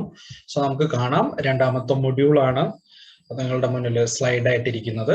ഇതിൽ ഏറ്റവും പ്രധാനപ്പെട്ട ഫീച്ചേഴ്സുകൾ ഞാനിവിടെ പോയിന്റ് ബൈ പോയിന്റ് ആയിട്ട് ആഡ് ചെയ്തിട്ടുണ്ട്. അത് ഓരോന്നോരോന്നായിട്ട് ഞാൻ നിങ്ങൾക്ക് മനസ്സിലാവുന്ന രീതിയിൽ വിത്ത് എക്സാമ്പിൾസ്, ആവശ്യമുള്ളിടത്ത് എക്സാമ്പിൾ സഹിതം ഞാൻ ഡീറ്റെയിൽ ചെയ്ത് തരാം. ടീക്കേ. So, what are the major important features of Indian Constitution? നിങ്ങൾക്ക് ഇവിടെ കാണാം ആദ്യത്തെ സ്ലൈഡിൽ ഒരു 6 ഇമ്പോർട്ടന്റ് ഫീച്ചറുകൾ ഞാൻ എഴുതിയിട്ടുണ്ട്, ഞാൻ സ്ലൈഡിൽ ഉൾപ്പെടുത്തിയിട്ടുണ്ട്. ഒന്നാമതാണ് an elaborately written document. It's a written document. എന്തുകൊണ്ടാണ് റിട്ടൺ ഡോക്യുമെന്റ് എന്ന് പറയുന്നത്? ക്യോങ്കി നിങ്ങൾ ലോകത്തിലെ പല രാജ്യങ്ങളുടെയും ഭരണഘടന നോക്കുകയാണെങ്കിൽ അവിടെ അൺറിട്ടൺ കോൺസ്റ്റിറ്റ്യൂഷൻ ഉണ്ട്. അൺറിട്ടൺ ഉദ്ദേശിക്കുന്നത് അവരുടെ പ്രധാനപ്പെട്ട കൾച്ചറുകൾ, അവരുടെ കൺവെൻഷനുകളൊക്കെ ഒരു കോൺസ്റ്റിറ്റ്യൂഷന്റെ ഭാഗമായിട്ട് വരികയാണ്. പക്ഷെ ഇവിടെ റിട്ടൺ ഡോക്യുമെന്റ് എന്ന് പറയുന്നത് ഏറ്റവും പ്രധാനമായിട്ട് നമ്മൾ റിട്ടൺ ഡോക്യുമെന്റ് എന്ന് പറയുമ്പോൾ ശ്രദ്ധിക്കേണ്ടത് അതിലുള്ള കാര്യങ്ങളൊക്കെ, അതായത് ഒരു രാജ്യത്ത് ഒരു നിയമവാഴ്ചയെ പ്രോത്സാഹിപ്പിക്കാൻ വേണ്ടിയിട്ട്, അവിടുത്തെ സാമൂഹിക, സാമ്പത്തിക, സാംസ്കാരിക അവസ്ഥയെ കുറെ നല്ല രീതിയിൽ പ്രചോദിപ്പിക്കാൻ വേണ്ടിയിട്ടൊക്കെ അതിനുതകുന്ന രീതിയിലായിരിക്കും ആ ഭരണ സംവിധാനത്തിനെ ഒരു റിട്ടൺ ഡോക്യുമെന്റ് വഴി എപ്പോഴും നമ്മളിങ്ങനെ അപ്ലിഫ്റ്റ് ചെയ്യുന്നത്, ഒരു പ്രൊജക്ട് അപ്പ് ചെയ്യുന്നത്. അതാണ് ഇവിടെ പ്രധാനമായിട്ട് വളരെ ലെങ്തി ആയിട്ടുള്ള എഴുതപ്പെട്ട ഇന്ത്യൻ ഭരണഘടനയിൽ ഏതൊരു ഭാഗത്ത് നോക്കുകയാണെങ്കിലും ഇന്ത്യൻ ഭരണഘടനയുടെ നിങ്ങൾക്ക് അതിൻ്റെ അകത്ത് സോഷ്യൽ ജസ്റ്റിസ് അല്ലെങ്കിൽ വെൽഫെയർ ഓഫ് ഓൾ, എല്ലാ ജനങ്ങളുടെയും ക്ഷേമം, സാമൂഹിക നീതി, അതുപോലെ എല്ലാ ജനങ്ങളുടെയും മൗലികാവകാശങ്ങൾ, എല്ലാത്തിനെയും കുറിച്ച്, മൈനോറിറ്റിയുടെ അവകാശങ്ങൾ, അതുപോലെ തന്നെ ഒരുപാട് വ്യത്യസ്ത ഡിഫറൻ്റ്ലി ഏബിൾഡ് ആയിട്ടുള്ള, അതുപോലെ വ്യത്യസ്തപരമായിട്ട് ഭിന്നശേഷിക്കാരുടെ അവകാശങ്ങൾ, എല്ലാവരുടെയും അവകാശങ്ങൾ ഉൾക്കൊള്ളിച്ചുകൊണ്ടുള്ളൊരു ഭരണഘടനയാണ് നമുക്കുള്ളത്. അപ്പൊ അത്രയും ലെങ്തി ആയിട്ടുള്ളൊരു ഭരണഘടനയാണ്. അതുകൊണ്ട് തന്നെ ചില ക്രിറ്റിക്സ്, അതായത് നമ്മുടെ ഭരണഘടനയെ വിമർശിച്ച ആൾക്കാരുണ്ട്, ഒരുപാട് ആൾക്കാർ സപ്പോർട്ടും ചെയ്തിട്ടുണ്ട്. അതിനെ നല്ല രീതിയിൽ അതിന്റെ സവിശേഷതകളെ കുറിച്ച് ഒരുപാട് എഴുതപ്പെട്ട അക്കാദമിക് ആർട്ടിക്കിൾസ്, ഒരുപാട് നല്ല റിസർച്ച്ഡ് ബുക്സ് ഒക്കെ നമുക്ക് ഇന്ത്യൻ മാർക്കറ്റിൽ കാണാൻ പറ്റും, ലോകത്തിൽ തന്നെ കാണാം. പക്ഷെ പൊതുവെ ക്രിറ്റിക്സ് ഇതിനെക്കുറിച്ച് പറയാറുള്ളത്, വിമർശകർ പറയാറുള്ളത് Indian constitution is A borrowed constitution, നമ്മുടെ കോൺസ്റ്റിറ്റ്യൂഷൻ കടമെടുത്ത കോൺസ്റ്റിറ്റ്യൂഷൻ ആണ് എന്നാണ്. കാരണം നമ്മൾ നോക്കുകയാണെങ്കിൽ നമ്മളുടെ പാർലമെന്ററി സിസ്റ്റം ഒരു ബ്രിട്ടീഷ് ഒരു വെസ്റ്റ് മിനിസ്റ്റർ സിസ്റ്റത്തിന്റെ ഒരു കോപ്പിയാണ്. കാരണം ബ്രിട്ടനായിരുന്നു ഇവിടെ ഉണ്ടായിരുന്നത്. ബ്രിട്ടീഷുകാർ എവിടെ പോകുമ്പോൾ അവരുടെ കയ്യിൽ കരുതുന്ന ഒരു പുസ്തകമാണ് ഈ റൂൾ ഓഫ് ലോയുടെ, നിയമവാഴ്ചയുടെ പുസ്തകം. അതുപോലെ തന്നെ നമ്മളുടെ ഈ അപ്പർ കൗൺസിൽ, ലോവർ കൗൺസിൽ, അതായത് ലോകസഭ, രാജ്യസഭ എന്ന് പറയുന്ന സംഭവം നമ്മളുടെ ബ്രിട്ടീഷിൽ നിന്ന് എടുത്താണ്. അതുപോലെ തന്നെ നമ്മളുടെ ഫണ്ടമെന്റൽ റൈറ്റ്സ് ഒക്കെ നോക്കുകയാണെങ്കിൽ അമേരിക്കയിലുണ്ടായ ബിൽ ഓഫ് റൈറ്റ്സ് മൂവ്മെന്റുമായിട്ട് ബന്ധപ്പെട്ട് അതിന് നല്ല സ്വാധീനം ചെലുത്താൻ പറ്റിയിട്ടുണ്ട് ബിൽ ഓഫ് റൈറ്റ്സിന്. അതുപോലെ നമ്മളുടെ എമർജൻസികൾ നോക്കുകയാണെങ്കിൽ ജർമ്മന്റെ ഇതിൽ കാണാം. നമ്മളുടെ directive principle of state policy നോക്കുകയാണെങ്കിൽ, അതായത് ഡയറക്റ്റീവ്സ്, അത് നോക്കുകയാണെങ്കിൽ അയർലൻഡിന്റെ ഇൻഫ്ലുവൻസ് കാണാം, അതുപോലെ റഷ്യയുടെ ഇൻഫ്ലുവൻസ് കാണാം, സൗത്ത് ആഫ്രിക്കയുടെ ഇൻഫ്ലുവൻസ് കാണാം. പല രാജ്യങ്ങളുടെ ഇൻഫ്ലുവൻസ് നമ്മളുടെ കോൺസ്റ്റിറ്റ്യൂഷനിൽ വളരെ വ്യക്തമായിട്ട്, പ്രകടമായിട്ട് തന്നെ ഉണ്ട് എന്നുള്ളത് സത്യമാണ്. രണ്ടാമത്തെ പോയിന്റ് ആണ് combination of rigidity and flexibility. അതായത് നമ്മുടെ കോൺസ്റ്റിറ്റ്യൂഷൻ, നമ്മുടെ ഭരണഘടന ഫ്ലെക്സിബിൾ ആണ്, പല കാര്യങ്ങളും വളരെ ഫ്ലെക്സിബിൾ ആയിട്ടാണ് ഡീൽ ചെയ്യുന്നത്. അതോടൊപ്പം തന്നെ അത് റിജിഡും ആണ്. ഫോർ എക്സാമ്പിൾ, നമ്മൾ ഭരണഘടനയിൽ ഈ എമർജൻസി സെക്ഷൻ ഒക്കെ നോക്കുകയാണെങ്കിൽ, അടിയന്തരാവസ്ഥയുമായിട്ട് ബന്ധപ്പെട്ട പല കാര്യങ്ങളും നോക്കുകയാണെങ്കിൽ, അല്ലെങ്കിൽ ഓൾ ഇന്ത്യ സർവീസായിട്ട് ബന്ധപ്പെട്ട പല കാര്യങ്ങളും നോക്കുകയാണെങ്കിൽ, സെൻട്രൽ ഗവൺമെന്റിന്റെ പല പ്രൊവിഷൻ യൂണിയൻ ലിസ്റ്റിൽ വരുന്ന അതുമായിട്ട് ബന്ധപ്പെട്ട് നോക്കുകയാണെങ്കിൽ എന്ത് കാണാൻ പറ്റും? നിങ്ങൾക്ക് റിജിഡിറ്റിയും കാണാൻ പറ്റും. അതായത് ദൃഢതയും ഉണ്ട്, അതുപോലെ തന്നെ അതിനൊരു ഫ്ലെക്സിബിലിറ്റി ഉണ്ട്. വളരെ ഫ്ലെക്സിബിൾ ആയിട്ടുള്ള പ്രൊവിഷൻസ് അതിൻ്റെ അകത്തുണ്ട്. മൂന്നാമത്തതാണ് പാർലമെന്ററി ഫോം ഓഫ് ഗവൺമെന്റ്. അത് ഞാൻ ഓൾറെഡി പറഞ്ഞു. പാർലമെന്ററി ഫോം ഓഫ് ഗവൺമെന്റ് നമ്മൾ ബ്രിട്ടീഷ് സിസ്റ്റത്തിൽ നിന്ന് അഡോപ്റ്റ് ചെയ്ത അല്ലെങ്കിൽ സ്വീകരിച്ച ഒരു സംവിധാനമാണ്. And A federal system with unitary bias എന്ന് വെച്ച് കഴിഞ്ഞാൽ ഒരു ഫെഡറൽ സിസ്റ്റത്തിന്റെ ഫീച്ചേഴ്സ്. ഫെഡറൽ സിസ്റ്റം എന്ന് പറഞ്ഞാൽ നിങ്ങളിൽ പലർക്കും അറിയാമെന്ന് ഞാൻ വിചാരിക്കുന്നു. ഫെഡറൽ സിസ്റ്റം എന്ന് പറഞ്ഞു കഴിഞ്ഞാൽ നിങ്ങൾക്ക് ഒരു സെൻട്രൽ ഗവൺമെന്റ് ഉണ്ട്, പക്ഷെ ആ സെൻട്രൽ ഗവൺമെന്റ് അതിന്റെ മറ്റ് ഗവൺമെന്റുകളായിട്ട്, സംസ്ഥാന ഗവൺമെന്റുകളായിട്ട് അധികാരം പങ്കുവെക്കുന്ന രീതിയെയാണ് നമ്മൾ ഫെഡറൽ സിസ്റ്റം എന്ന് പറയാം. അപ്പോൾ അവിടെ ഏറ്റക്കുറച്ചിലുകൾ ഉണ്ടാവും. ചിലപ്പോൾ സെൻട്രൽ ഗവൺമെന്റിനായിരിക്കും പവർ, ചില സമയങ്ങളിൽ ചില കാര്യങ്ങളിൽ സ്റ്റേറ്റ് അല്ലെങ്കിൽ സംസ്ഥാന ഗവൺമെന്റുകൾക്കായിരിക്കും പവർ. പക്ഷെ ഇന്ത്യൻ കണ്ടസ്റ്റിൽ നോക്കുകയാണെങ്കിൽ ഇവിടെ എന്തില്ല, ഒരു നമുക്കൊരു ഫെഡറൽ സ്റ്റേറ്റ് ആണ് എന്ന് കംപ്ലീറ്റ് ആയിട്ട് പറയാൻ പറ്റില്ല. കാരണം നമ്മുടെ കോൺസ്റ്റിറ്റ്യൂഷനിൽ ആർട്ടിക്കിൾ 1 തന്നെ പറയുന്നത് India that is Bharat shall be A union of States എന്നാണ്. അതായത് ഇന്ത്യ എന്ന് പറയുന്ന ഈ രാജ്യം ഭാരത് ഇത് യൂണിയൻ ഓഫ് സ്റ്റേറ്റ്സ് ആണ്, ഒരുപാട് സംസ്ഥാനങ്ങളുടെ യൂണിയൻ ആണ്. ആ യൂണിയൻ ആണ് central government. So federal system എന്ന് പറയുന്ന ഒരു സിസ്റ്റം നമ്മുടെ മുന്നിൽ നമുക്ക് കാണാൻ പറ്റില്ല. പക്ഷെ അറ്റ് ദ സെയിം ടൈം നമുക്ക് എന്തായിരിക്കും കാണാൻ പറ്റാം, ഫെഡറൽ ഫീച്ചേഴ്സും അതുപോലെ തന്നെ യൂണിറ്ററി ഫീച്ചേഴ്സും ഉണ്ട് എന്നുള്ളത് സത്യമാണ്. മറ്റൊന്ന് ഫണ്ടമെന്റൽ റൈറ്റ്സ്, അതായത് മൗലികാവകാശങ്ങളെ കുറിച്ച് വളരെ ഡീറ്റെയിൽഡ് ആയിട്ട് നിങ്ങൾക്ക് അത് ആർട്ടിക്കിൾ 12 മുതൽ ഓൾമോസ്റ്റ് 31, 32 വരെ കാണാൻ പറ്റും. ഏതൊക്കെയാണ് ഫണ്ടമെന്റൽ റൈറ്റ്സ് എന്ന് പറയുന്നത്. അതുപോലെ തന്നെ directive principles of state policy DPSP, അതായത് ഒരുപാട് ഡയറക്റ്റീവ്സ് ഉണ്ട്. മൗലികാവകാശങ്ങൾ മാത്രമല്ല, ഒരുപാട് ഗൈഡ് ലൈൻസും കോൺസ്റ്റിറ്റ്യൂഷനിലൂടെ നമ്മൾ ഈ രാജ്യത്തിന്റെ നന്മയ്ക്ക് വേണ്ടിയിട്ട്, ഈ രാജ്യത്തിന്റെ അഭിവൃദ്ധിക്ക് വേണ്ടിയിട്ട് എഴുതി ചേർത്തിട്ടുണ്ട്. അതുപോലെ തന്നെ സിംഗിൾ സിറ്റിസൺഷിപ്പ്, നമ്മുടെ രാജ്യത്തിന് സിംഗിൾ സിറ്റിസൺഷിപ്പ് ആണ്, എല്ലാവർക്കും ഒരൊറ്റ പൗരത്വമുള്ളൂ. പക്ഷെ US നോക്കുകയാണെങ്കിൽ അവിടെ ഡുവൽ സിറ്റിസൺഷിപ്പ് ആണ്. അതായത് അവിടെ സെൻട്രൽ ഗവൺമെന്റ് എന്ന് പറഞ്ഞിട്ട് ഒരു അമേരിക്കൻ സിറ്റിസൺഷിപ്പ് ഉണ്ട്, പിന്നെ ഒരു പർട്ടിക്കുലർ സ്റ്റേറ്റിന് വേണ്ടിയിട്ട് വേറെ സിറ്റിസൺഷിപ്പ് ഉണ്ട്. അതിന് പറയുന്നതാണ് ഡ്യുവൽ സിറ്റിസൺഷിപ്പ്, അതായത് ഇരട്ട പൗരത്വം. ഇരട്ട പൗരത്വമുള്ള ഒരുപാട് സ്റ്റേറ്റുകളുണ്ട് ലോകത്തിൽ. പക്ഷെ ഇന്ത്യയിൽ സിംഗിൾ സിറ്റിസൺഷിപ്പ് ആണ്, നമുക്ക് ഒറ്റ സിറ്റിസൺഷിപ്പ് മാത്രമേ ഉള്ളൂ, പൗരത്വം, that is Indian. And it's A republic. Republic എന്ന് പറയുന്നത് എന്താണ്, നിങ്ങൾക്ക് ഒരു കോൺസ്റ്റിറ്റ്യൂഷൻ ഉണ്ട്, ഒരു ഭരണ സംവിധാനം ഉണ്ട്, അതിനൊരു കോൺസ്റ്റിറ്റ്യൂഷണൽ ഹെഡ് ഉണ്ട്, ദാറ്റ് ഈസ് പ്രസിഡന്റ്. അതുപോലെ തന്നെ അതിന് കീഴിൽ ഒരുപാട് മറ്റ് അഡ്മിനിസ്ട്രേറ്റീവ് പോസ്റ്റുകളും ജനങ്ങളും എല്ലാവരും ഉണ്ട്. അങ്ങനെ എല്ലാം കൂടി ചേർന്നുകൊണ്ട് വളരെയധികം ഡീറ്റെയിൽഡ് ആയിട്ട് എല്ലാ കാര്യങ്ങളെ കുറിച്ച് വ്യക്തമായി സുവ്യക്തമായി എഴുതി വെച്ചിട്ടുള്ള ഒരു ഭരണ സംവിധാനത്തിന് കോൺസ്റ്റിറ്റ്യൂഷന് കീഴിലുള്ള ഒരു റിപ്പബ്ലിക് ആണ് ഈ രാജ്യം India. And it's A secular state. Secular എന്ന് പറഞ്ഞാൽ മതനിരപേക്ഷത. നമുക്ക് നോക്കുകയാണെങ്കിൽ ഒരുപാട് മതങ്ങളുണ്ട് ഈ രാജ്യത്ത്, ഒരുപാട് സമുദായങ്ങൾ, ഒരുപാട് ഭാഷകൾ. എങ്കിൽ തന്നെയും നമ്മളൊരു മതനിരപേക്ഷത പുലർത്തുന്ന ഒരു രാജ്യമാണ്. ഏതെങ്കിലും ഒരു പർട്ടിക്കുലർ മതത്തിന് ഒരുപാട് പ്രാധാന്യം കൊടുക്കുന്ന ഒരു വ്യവസ്ഥിതി ഇവിടെ ഇല്ല. ഓക്കെ, എല്ലാ മതത്തിനും ഈക്വൽ ആയിട്ട്, എന്നാൽ എല്ലാ മതത്തിൽ നിന്നും ഡിസ്റ്റൻസ് ഈ നമ്മുടെ സ്റ്റേറ്റ് സിസ്റ്റം എപ്പോഴും മെയിൻറ്റെയിൻ ചെയ്യുന്നുണ്ട്. അപ്പോൾ അത്തരത്തിലൊരു സെക്യുലർ സ്റ്റേറ്റ് സിസ്റ്റമാണ് ഇന്ത്യയിലുള്ളത്. ഇന്റഗ്രേറ്റഡ് ജുഡീഷ്യറി, നമ്മുടെ ജുഡീഷ്യറി ഈ പറയുന്ന കോർട്ട്, സുപ്രീം കോർട്ട്, ഹൈക്കോർട്ട്, അതിന് കീഴിൽ വരുന്ന കോർട്ടുകൾ, ഡിസ്ട്രിക്ട് കോർട്ടുകൾ, എല്ലാത്തിന്റെയും ഒരു ഇന്റഗ്രേറ്റഡ് സിസ്റ്റമാണ്. ഇതാണ് നമ്മുടെ നിയമത്തിനെ ഇന്റർപ്രറ്റ് ചെയ്യുന്നത്, വ്യാഖ്യാനിക്കുന്നത്. And judicial review.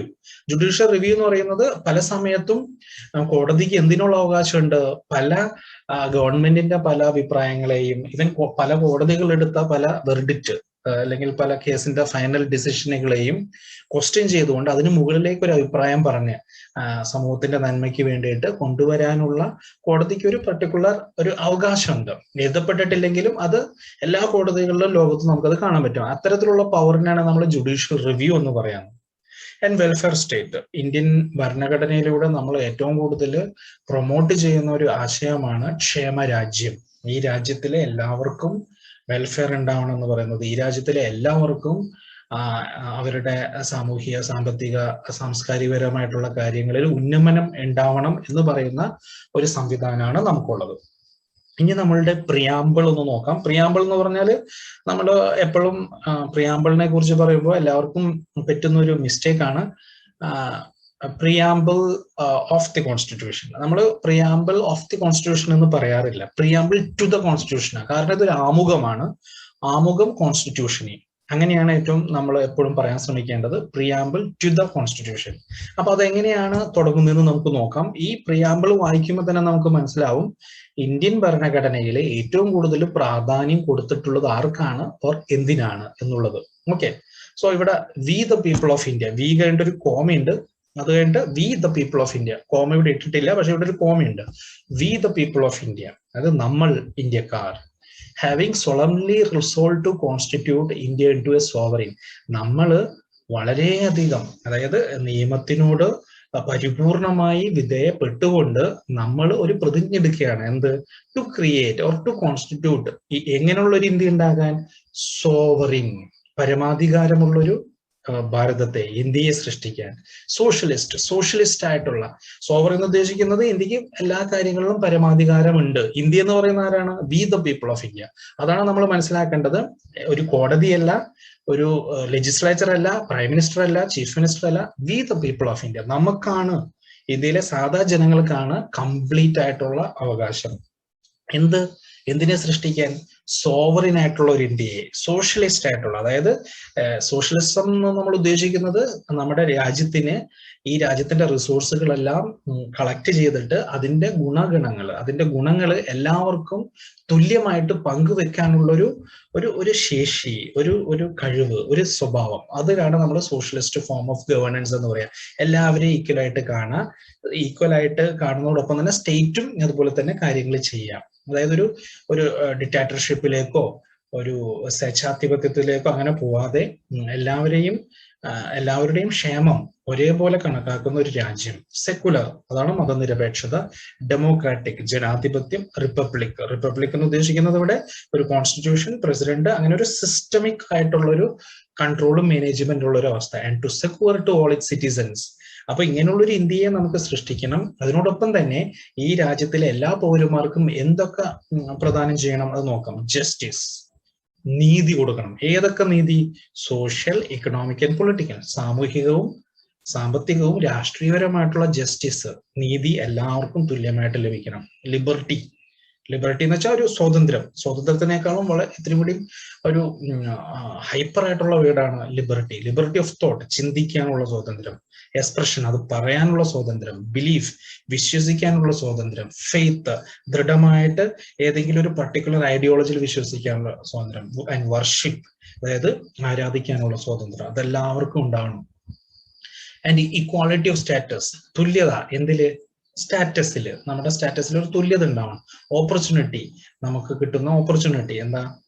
അതിലെല്ലാത്തിലും, ഇപ്പൊ ജോബ് ആയാലും എഡ്യൂക്കേഷൻ ആയാലും ഹെൽത്ത് ആയാലും എന്തിലായാലും ഒരു ഓപ്പർച്യൂണിറ്റി, അതിൽ തുല്യത ഉണ്ടാവണം. And to promote them all, അതെല്ലാവർക്കും ഒരേപോലെ ഈക്വലായിട്ട് പ്രൊമോട്ട് ചെയ്യാനും പറ്റണം. ഫ്രട്ടേണിറ്റി, അതായത് സഹോദര്യം. Assuring the dignity of the individual, അതെന്തിനാണ്? എല്ലാ വ്യക്തികളുടെയും ആ ഡിഗ്നിറ്റിയെ, അതൊരു മാന്യത, അന്തസ്, അതിനെ പ്രൊമോട്ട് ചെയ്യാൻ പറ്റാവുന്ന രീതിയിലുള്ള ഒരു ഫ്രട്ടേണിറ്റി ഡെവലപ്പ് ചെയ്യണം. ആൻഡ് യൂണിറ്റി ആൻഡ് ഇന്റഗ്രിറ്റി, നമുക്ക് ഏകത, അതുപോലെ തന്നെ ഒരു ഇന്റഗ്രിറ്റി, ഒരു ഐക്യത, ഒരു ഉദ്ഗ്രഥനം പോലെ, അതായത് ദേശീയ ഉദ്ഗ്രഥനം പോലെ, ഒരു ഇന്റഗ്രേഷൻ പോലെ ഒരു പർട്ടിക്കുലർ പ്രോസസ്സ് തന്നെ ഡെവലപ്പ് ചെയ്യണം. And in our Constituent Assembly, this 26th day of November 1946, do hereby adopt, enact, and to give ourselves this Constitution. ഇങ്ങനെയുള്ള ഒരു രാജ്യത്തിനെ സൃഷ്ടിക്കാൻ വേണ്ടിയിട്ട് 1946 നവംബർ 26 നമ്മളൊരു കോൺസ്റ്റിറ്റ്യൂഷൻ നമ്മൾ അഡോപ്റ്റ് ചെയ്തു, അതിനെ എനാക്ട് ചെയ്തു, ഇംപ്ലിമെന്റ് ചെയ്തു. And to give our self this constitution, ഈ കോൺസ്റ്റിറ്റ്യൂഷൻ ഇന്ത്യയിലെ എല്ലാ ജനങ്ങൾക്കും നൽകപ്പെട്ടു. അതാണ് പ്രിയാമ്പിളിൽ പറയുന്നത്. ഇനി നമുക്ക് ഇന്ത്യൻ കോൺസ്റ്റിറ്റ്യൂഷന്റെ തന്നെ ഏറ്റവും പ്രധാനപ്പെട്ട സവിശേഷതകളിൽ ഒന്നായിട്ടുള്ള ഫണ്ടമെന്റൽ റൈറ്റ്സിനെ കുറിച്ച് നോക്കാം. അതായത് മൗലികാവകാശങ്ങളെ കുറിച്ച്. മൗലികാവകാശങ്ങള് ആർട്ടിക്കിൾ 14 മുതൽ 18 വരെ റൈറ്റ് ടു ഇക്വാളിറ്റിയെ കുറിച്ച്, അതായത് തുല്യതയ്ക്കുള്ള അവകാശം എല്ലാവരുടെയും. നമുക്ക് നോക്കാം എന്തൊക്കെയാണ് 14 മുതൽ 18 വരെ ഉള്ള ആർട്ടിക്കിളുകളിൽ പറയുന്നത്.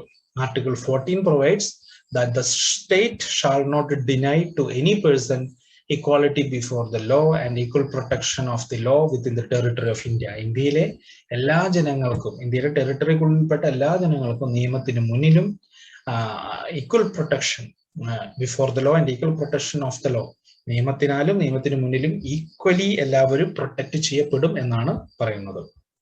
ക്ലിയർ?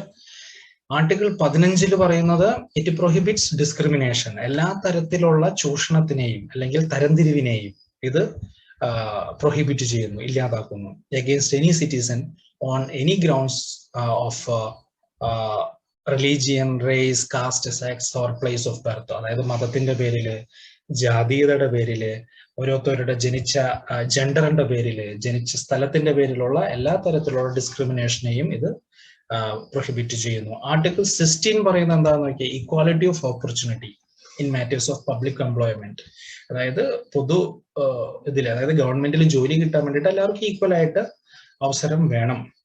ആർട്ടിക്കിൾ 17 പറയുന്നത് ഇറ്റ് അബോളിഷസ് അൺടച്ചബിലിറ്റി, അതായത് തൊട്ടുകൂടായ്മ, അത് അബോളിഷ് ചെയ്തു. And its practice in any form is an offensible punish under law. ഏതെങ്കിലും രീതിയിൽ അത് അൺടച്ചബിലിറ്റി, തൊട്ടുകൂടായ്മ നമ്മൾ അതിനെ സപ്പോർട്ട് ചെയ്യുകയാണെങ്കിൽ, അതിനെ നമ്മൾ വീണ്ടും വീണ്ടും എന്താ പറയാ നമ്മുടെ ജീവിതത്തിൽ കൊണ്ടുവരികയാണെങ്കിൽ അത് പണിഷബിൾ ഒഫൻസ് ആണ്, അതായത് നിയമം മൂലം ശിക്ഷ ലഭിക്കാവുന്ന കുറ്റം ആണ്. ആർട്ടിക്കിൾ 18 പറയുന്നത് it prohibits the state from conferring any titles except military or academic distinction. അതായത് ഏതെങ്കിലും തരത്തിലുള്ള ഒരു പ്രത്യേക ടൈറ്റിലുകൾ ഇതൊക്കെ സ്വീകരിക്കുന്നത് എല്ലാ തരത്തിലുള്ള അത്തരത്തില് മതത്തിന്റെ ഹെഡെന്നോ രാഷ്ട്രീയത്തിന്റെ ഹെഡെന്നൊക്കെ പറഞ്ഞ വലിയ വലിയ ടൈറ്റിലുകൾ, അതായത് ഈ ഡിസ്ക്രിമിനേഷനായിട്ട് ബന്ധപ്പെട്ടിട്ട് ഉള്ള അല്ലെങ്കിൽ അത്തരത്തിൽ ചോദ്യങ്ങളുള്ള ഏതെങ്കിലും രീതിയിലുള്ള ടൈറ്റിലുകളൊക്കെ സ്വീകരിക്കുന്നതിന് നമ്മൾ നിരോധിക്കുന്നു. പക്ഷെ അക്കാദമിക്സിലും മിലിറ്ററിയിലും ചില ടൈറ്റിലുകൾ ഇന്നും നമ്മൾ പിന്തുടരുന്നുണ്ട്, അതിന് നിയമസാധുതയുണ്ട്. ആർട്ടിക്കിൾ 19 മുതൽ 22 വരെ നമ്മൾ റൈറ്റ് ടു ഫ്രീഡത്തെ കുറിച്ചാണ് പറയുന്നത്. വ്യത്യസ്ത തരത്തിലുള്ള സ്വാതന്ത്ര്യമായിട്ട് ബന്ധപ്പെട്ട അവകാശങ്ങൾ ഓരോ വ്യക്തിയുടെയും. Article 19 guarantees to all its citizens the enjoyment of certain civil rights while they are free. It gives 6 freedom to the citizen of India. Article 19 പ്രധാനമായിട്ട് 6 ഫ്രീഡങ്ങളെ കുറിച്ച് സംസാരിക്കുന്നുണ്ട്. Right to freedom of speech and expression, freedom of assembly, freedom of association, freedom of movement, freedom of residence, freedom of profession. ഇതാണ് പ്രധാനപ്പെട്ട 6 freedom ഇന്ത്യയിലുള്ളത്. Article 19. Okay. Article 20 പറയുന്നത് എന്താണ്? It guarantees protection against arbitrary and excessive punishment to any person who commits an offence. അതായത് ഏതെങ്കിലും രീതിയിൽ ഒരു വ്യക്തിയെ നമ്മൾ എന്താ പറയാ കൂടുതൽ പണിഷ്മെന്റ് കൊടുക്കുക, അയാൾ അർഹിക്കുന്നതിനേക്കാളും കൂടുതൽ പണിഷ്മെന്റ് വ്യക്തിവൈരാഗ്യത്തിന്റെ പേരിലോ അല്ലെങ്കിൽ ഏതെങ്കിലും പൊളിറ്റിക്കൽ പ്രഷറിന്റെ പേരിലോ കൊടുക്കുകയാണെങ്കിൽ അത്തരത്തിലുള്ള ഒരു എക്സസീവ് പണിഷ്മെന്റിൽ നിന്ന് അല്ലെങ്കിൽ ആർബിട്രറി പണിഷ്മെന്റിൽ നിന്ന് ഓരോ വ്യക്തിയെയും പ്രൊട്ടക്ട് ചെയ്യാനുള്ള അവകാശം ആർട്ടിക്കിൾ 20 കൊടുക്കുന്നുണ്ട് ഇന്ത്യയിലെ എല്ലാ പൗരന്മാർക്കും. Article 21 that it says that no person shall be deprived of his life or personal liberty. അതായത് അവരുടെ പേഴ്സണൽ ലിബർട്ടി, വ്യക്തിപരമായിട്ടുള്ള സ്വാതന്ത്ര്യം, അവരുടെ ജീവിതവും അതിനെ ആർക്കും തടയാൻ പറ്റില്ല. അത് ജീവിക്കാനുള്ള അവകാശമുണ്ട് except according to the procedure established by law. നിയമത്തിന്റെ ചില പ്രൊസീജിയറുകളിൽ ചില സാഹചര്യങ്ങളിൽ ഓരോ വ്യക്തിയെയും ചില കാര്യങ്ങൾ തടയാൻ പറ്റും. എങ്കിലും മാക്സിമം 99% ഓരോ വ്യക്തിയുടെ ജീവിക്കാനുള്ള അവകാശത്തെയും അവന്റെ പേഴ്സണൽ സ്വാതന്ത്ര്യത്തെയും തടയാൻ ആർക്കും അവകാശമില്ല. ആർട്ടിക്കിൾ 22 പറയുന്നത് പ്രൊട്ടക്ഷൻ അഗെയിൻസ്റ്റ് ആർബിട്രറി അറസ്റ്റ്. ഏതെങ്കിലും രീതിയിൽ ഒരു വ്യക്തിയെ നമ്മൾ അറസ്റ്റ് ചെയ്യുകയാണെങ്കിൽ യാതൊരു തെളിവുമില്ലാതെയോ അല്ലെങ്കിൽ അയാളെ തടങ്കലിൽ വെക്കുകയാണെങ്കിൽ അതിനെ തടയാൻ വരെ എന്തുണ്ട് ആർട്ടിക്കിൾ 22 അവകാശം കൊടുക്കുന്നുണ്ട്. 23 മുതൽ 24 വരെയുള്ള ആർട്ടിക്കിളിൽ പറയുന്നത് റൈറ്റ് അഗെയിൻസ്റ്റ് എക്സ്പ്ലോയിറ്റേഷൻ ആണ്. 25 മുതൽ 28 പറയുന്നു right to freedom of religion ആണ്. 29 മുതൽ 30 പറയുന്നു കൾച്ചറൽ ആൻഡ് എഡ്യൂക്കേഷണൽ റൈറ്റ്സിനെ കുറിച്ചാണ്. 32 right to constitutional remedies. Right to constitutional remedies ആണ് ഏറ്റവും ഇമ്പോർട്ടന്റ് ആയിട്ടുള്ള ഒരു ഫണ്ടമെന്റൽ റൈറ്റ്. ഏതെങ്കിലും തരത്തിൽ നമ്മുടെ മൗലികാവകാശങ്ങളെ ആരെങ്കിലും തടയോ സ്റ്റേറ്റ് തന്നെ നമ്മുടെ സിസ്റ്റം തന്നെ അതിനെ ഹനിക്കാൻ ശ്രമം നടത്തുകയാണെങ്കിൽ, വയലേറ്റ് ചെയ്യുകയാണെങ്കിൽ ആർട്ടിക്കിൾ 32 ഉപയോഗിച്ചിട്ട് ആർട്ടിക്കിൾ 32 ഉപയോഗിച്ചിട്ട് കോൺസ്റ്റിറ്റ്യൂഷണൽ റെമഡീസ് ഉണ്ട്. നമുക്ക് ഹൈക്കോർട്ടിനെ സുപ്രീം കോർട്ടിനെ സമീപിക്കാൻ സാധിക്കുന്നതാണ്. ഇനി അതുപോലെ തന്നെ നമുക്ക് 36 മുതൽ 51 വരെയുള്ള DPSP, അതായത് directive principles of state policy എന്താണെന്ന് നോക്കാം. DPSP എന്ന് ഉദ്ദേശിക്കുന്നത് ഗൈഡ് ലൈൻസ് ആണ്. ഇത് മൗലികാവകാശങ്ങളല്ല, ഇത് ചില ഗൈഡ് ലൈൻസ് ആണ്, ചില ഡയറക്റ്റീവ്സ് ആണ്. സ്റ്റേറ്റ് എല്ലാവരോടും പറയുന്നതും സ്റ്റേറ്റ് അല്ലെങ്കിൽ നമ്മുടെ സിസ്റ്റം കോൺസ്റ്റിറ്റ്യൂഷൻ എപ്പോഴും നമ്മുടെ എല്ലാ സോഷ്യൽ സിസ്റ്റത്തെയും പൊളിറ്റിക്കൽ സിസ്റ്റത്തെയും ഇക്കണോമിക് സിസ്റ്റത്തെയും കൾച്ചറൽ സിസ്റ്റത്തെയും നല്ല രീതിയിൽ നിലനിർത്താൻ വേണ്ടിയിട്ട് എപ്പോഴും പ്രൊമോട്ട് ചെയ്യുന്ന ചില ഗൈഡ് ലൈൻസ് അല്ലെങ്കിൽ ഡയറക്റ്റീവ്സ് ആണ് DPSP അല്ലെങ്കിൽ directive principles of state policy. So DPSP has been included in our constitution on part 4, article 36 to 51 can be classified under 3 heads. 3 രീതിയിൽ നമുക്ക് ഇതിനെ കാണാം. ഒന്ന്, certain ideas particularly economic and social, അതായത് സാമ്പത്തികപരമായും സാമൂഹികപരമായിട്ടുള്ള ചില ആശയങ്ങൾ, ചില അവകാശങ്ങൾ അല്ലെങ്കിൽ ചില ഗൈഡ് ലൈൻസ് അത് ഫോളോ ചെയ്യേണ്ടി വരും. Certain directions to the government and at an all level in which manner they should exercise its powers. അതായത് സ്റ്റേറ്റ് ഗവൺമെന്റുകൾക്ക് അല്ലെങ്കിൽ സംസ്ഥാന ഗവൺമെന്റുകൾക്ക്, കേന്ദ്ര ഗവൺമെന്റുകൾക്ക്, ഏത് തരത്തിലുള്ള ഗവൺമെന്റ് ആയാലും അവർക്ക് എല്ലാവർക്കും ചില ഡയറക്റ്റീവ്സും ഗൈഡ് ലൈൻസും ഫോളോ ചെയ്യേണ്ടതായിട്ടുണ്ട്. മൂന്നാമത്തതാണ് ഗാന്ധിയൻ പ്രിൻസിപ്പിൾ. ഗാന്ധി പറഞ്ഞിട്ടുള്ള അദ്ദേഹത്തിന്റെ വില്ലേജ് ഡെവലപ്മെന്റിന് വേണ്ടിയിട്ടുള്ള, ഓഷ്യാനിക് സ്പിയർ ഓഫ് ഡെവലപ്മെന്റിന് വേണ്ടിയിട്ടുള്ള, അല്ലെങ്കിൽ ഈ പറയുന്ന ഇന്ത്യയിലുള്ള എല്ലാ ദാരിദ്ര്യത്തെയും തുടച്ചു മാറ്റാൻ വേണ്ടിയിട്ടുള്ള, ഓരോ വ്യക്തിക്കും വേണ്ട സാഹചര്യങ്ങൾ സൃഷ്ടിക്കാൻ വേണ്ടിയിട്ടുള്ള ഗൈഡ് ലൈൻസ്. സോ അതിനോടൊപ്പം തന്നെ നമുക്ക് ഈ പറയുന്ന DPSP നമ്മൾ 36 ആർട്ടിക്കിള് മുതൽ ആർട്ടിക്കിൾ 51 വരെ കണ്ടു. എന്നാൽ കോൺസ്റ്റിറ്റ്യൂഷന്റെ പല മേഖലകളിൽ ഇതുപോലത്തെ പല DPSP നമുക്ക് കാണാൻ പറ്റും. അതിലൊന്നാണ് article 350A. It says to provide adequate facilities for instructions in the mother tongue at the primary stage of education to children belonging to linguistic minority groups. അതായത് ഏതെങ്കിലും പർട്ടിക്കുലർ ഈ ഭാഷാ ന്യൂനപക്ഷ സമുദായങ്ങളിൽ പെടുന്ന ആളുകൾക്ക് അവരുടെ മദർ ടങ്ങിൽ എഡ്യൂക്കേഷൻ കൊടുക്കാനുള്ള ഇൻസ്ട്രക്ഷൻസ് കൊടുക്കണം. 351 പറയുന്നത് to promote the spread of Hindi ലാംഗ്വേജിന്റെ പ്രൊമോഷന് വേണ്ടിയിട്ടുള്ള സംഭവങ്ങൾ. 335 പറയുന്നത് enjoin that the claims of the members of SC/ST shall take into consideration in making the appointment to services and posts in connection with the affairs of the union or state. അതായത് state ഗവൺമെന്റിന്റെയോ സംസ്ഥാന ഗവൺമെന്റിന്റെയോ കേന്ദ്ര ഗവൺമെന്റിന്റെയോ ഏതൊരു തരത്തിലുള്ള സർവീസസിലേക്ക് നടക്കുന്ന അപ്പോയിന്റ്മെന്റുകൾ നടക്കുമ്പോൾ SC/ST കമ്മ്യൂണിറ്റിയുടെ ക്ലെയിംസുകളെ കൂടി consider ചെയ്യണം. അതും ഒരു ഡയറക്റ്റീവ് ആണ്. ഇനി നമ്മൾ ഫണ്ടമെന്റൽ റൈറ്റ്സ് പഠിച്ചു, DPSP പഠിച്ചു. ഇപ്പൊ നമ്മൾ നോക്കാൻ പോകുന്നത് ഫണ്ടമെന്റൽ ഡ്യൂട്ടീസ്. എന്താണ് ഫണ്ടമെന്റൽ ഡ്യൂട്ടീസ്? ഫണ്ടമെന്റൽ ഡ്യൂട്ടീസ് എന്ന് പറയുന്നത് മൗലിക കർത്തവ്യങ്ങൾ. ഓരോ വ്യക്തിയും ഈ രാജ്യത്തെ പൗരനായിരിക്കുന്ന സമയത്ത് ചെയ്യേണ്ട പ്രധാനപ്പെട്ട ഡ്യൂട്ടികളാണ് ഇതിനകത്തുള്ളത്. നമുക്ക് നോക്കാം. 42nd അമെന്റ്മെന്റ് 1976 42ാമത്തെ ഭരണഘടനാ ഭേദഗതി പ്രകാരം ആർട്ടിക്കിൾ 51 ക്ലോസ് ഐയില് ചില റൈറ്റ്സുകൾ, ചില ഡ്യൂട്ടികൾ, കർത്തവ്യങ്ങൾ ഇൻസേർട്ട് ചെയ്തിട്ടുണ്ട്. നമുക്ക് നോക്കാം എന്തൊക്കെയാണ് അതെന്നുള്ളത്.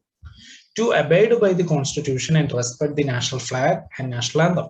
നമ്മുടെ ദേശീയ ഗാനത്തെയും അതുപോലെ നാഷണൽ ഫ്ലാഗിനെയും റെസ്പെക്ട് ചെയ്യണം. ആൻഡ് കോൺസ്റ്റിറ്റ്യൂഷനെ റെസ്പെക്ട് ചെയ്യണം. To cherish and follow the noble ideas which inspired our national struggle for freedom. അത് നടത്തണം. അതായത് ഇന്ത്യൻ സ്വാതന്ത്ര്യ സമരവുമായിട്ട് ബന്ധപ്പെട്ടിട്ട് നമുക്ക് എല്ലാവർക്കും അറിയാവുന്ന പോലെ വളരെ ശക്തമായിട്ടുള്ളൊരു സമരമായിരുന്നു. ഒരുപാട് സഹന കഥകൾ അതിലുണ്ട്. അതുമായിട്ട് ബന്ധപ്പെട്ട എല്ലാ ഐഡിയാസിനെയും, അത് പ്രൊമോട്ട് ചെയ്ത എല്ലാ ഐഡിയാസിനെയും നമ്മൾ ചെറിഷ് ചെയ്യണം, ഫോളോ ചെയ്യണം. To promote the sovereignty, unity and integrity of India. To defend the country and render national service when called upon to do so. To promote the spirit of common brotherhood amongst all the people of India. To preserve the rich heritage of our composite culture. To protect and improve the natural environment, to develop scientific temper and the spirit of inquiry, to safeguard public property. ഈ എല്ലാതും നിങ്ങൾക്ക് അറിയാവുന്നതാണ്. അതിന്റെ പേരിലാണ് ഞാൻ ഒന്ന് സ്പീഡിലെല്ലാം ഓടിച്ചു വായിക്കുന്നത്. എങ്ങനെയൊക്കെ നമ്മുടെ രാജ്യത്തിന്റെ കമ്പോസിറ്റ് കൾച്ചറിനെ, എങ്ങനെയൊക്കെ നമ്മുടെ രാജ്യത്തിന്റെ പ്രകൃതിയെ, എൻവയോൺമെന്റിനെ, എങ്ങനെയൊക്കെ നമുക്കൊരു സയന്റിഫിക് ടെമ്പർ, ഒരു സ്പിരിറ്റ് ഓഫ് എൻക്വയറി എങ്ങനെയൊക്കെ ഡെവലപ്പ് ചെയ്യാൻ പറ്റും, നമ്മുടെ രാജ്യത്തിന്റെ പ്രോപ്പർട്ടി, പബ്ലിക് പ്രോപ്പർട്ടി എങ്ങനെയൊക്കെ അതിനെ സേഫ് ഗാർഡ് ചെയ്യണം. To strive towards excellence in all spheres of individual and collective activity. And to the parent or guardian to provide opportunities to his child or ward between the age of 6 and 14. അതായത് രക്ഷിതാക്കൾക്ക് അവരുടെ കുട്ടികളെ വിദ്യാഭ്യാസത്തിന് വേണ്ടിയിട്ട്, അതായത് ഈ 6 മുതൽ 14 വയസ്സ് വരെയുള്ള കുട്ടികളുടെ വിദ്യാഭ്യാസം, അത് ഓൾറെഡി ആർട്ടിക്കിൾ 21 ക്ലോസയില് റൈറ്റ് ടു എഡ്യൂക്കേഷൻ എന്ന് പറയുന്നത് ഫണ്ടമെന്റൽ റൈറ്റ് ആണ്, അതായത് മൗലികാവകാശമാണ്. അതിനോടൊപ്പം തന്നെ ഇത് പാരന്റ്സിന്റെ മൗലിക കർത്തവ്യം കൂടിയാണ്. അവരും കൂടി ഇതിനെ പ്രൊമോട്ട് ചെയ്യണം. ഇത്രയും പോയിന്റുകളാണ് നമ്മൾ ഈ പർട്ടിക്കുലർ ചാപ്റ്ററിൽ നമ്മൾ കണ്ടത്. കാരണം നമ്മൾ 1ാമത്തെ മൊഡ്യൂളില് വ്യക്തമായിട്ട് പഠിച്ചു എന്തൊക്കെയാണ് ഇന്ത്യൻ കോൺസ്റ്റിറ്റ്യൂഷന്റെ വികാസമായിട്ട് അതിന്റെ ചരിത്ര പശ്ചാത്തലത്തിൽ നടന്ന ആക്ടുകൾ. 2ാമത്തെ യൂണിറ്റിൽ നമ്മൾ പഠിച്ചു ഇന്ത്യൻ കോൺസ്റ്റിറ്റ്യൂഷന്റെ ഏറ്റവും പ്രധാനപ്പെട്ട പ്രത്യേകതകൾ എന്തൊക്കെയാണെന്നുള്ളത്. ഇനി നമ്മൾ 3ാമത്തെ മൊഡ്യൂളിലേക്ക് പോവുകയാണ്. 3ാമത്തെ മൊഡ്യൂളിൽ കുറച്ചും കൂടി ഇതിന്റെ കണ്ടിന്യൂഷൻ ആയിട്ട് മറ്റൊരു പോർഷൻ നമ്മൾ ഡീൽ ചെയ്യും. അപ്പൊ നമുക്ക് 3ാമത്തെ പോർഷനിലേക്ക് പോകാം.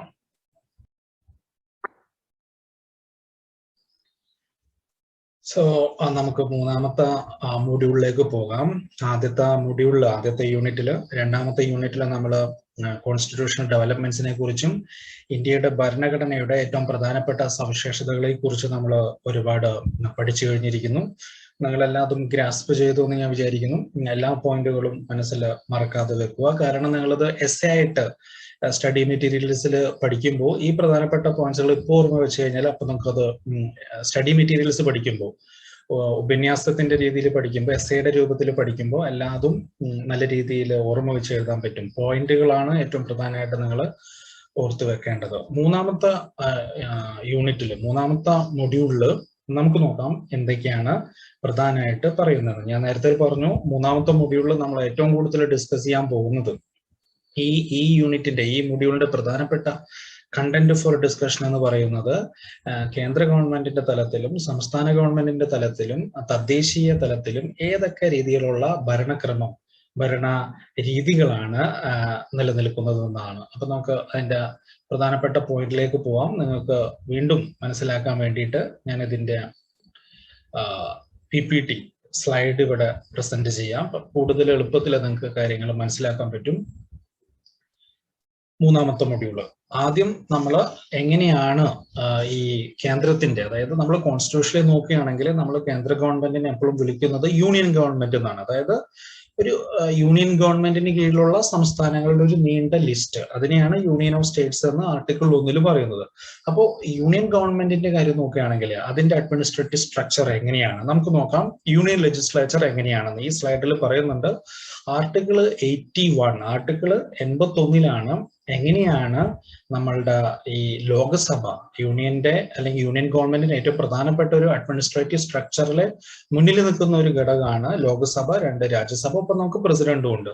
അപ്പൊ ആർട്ടിക്കിൾ 81 ലോകസഭയെ കുറിച്ച് അതിന്റെ സ്ട്രക്ചർ എങ്ങനെയായിരിക്കണം, അതിന്റെ കമ്പോസിഷൻ എങ്ങനെയായിരിക്കണം എന്നതിനെ കുറിച്ച് വളരെ ഡീറ്റെയിൽഡ് ആയിട്ട് പറയുന്നുണ്ട്.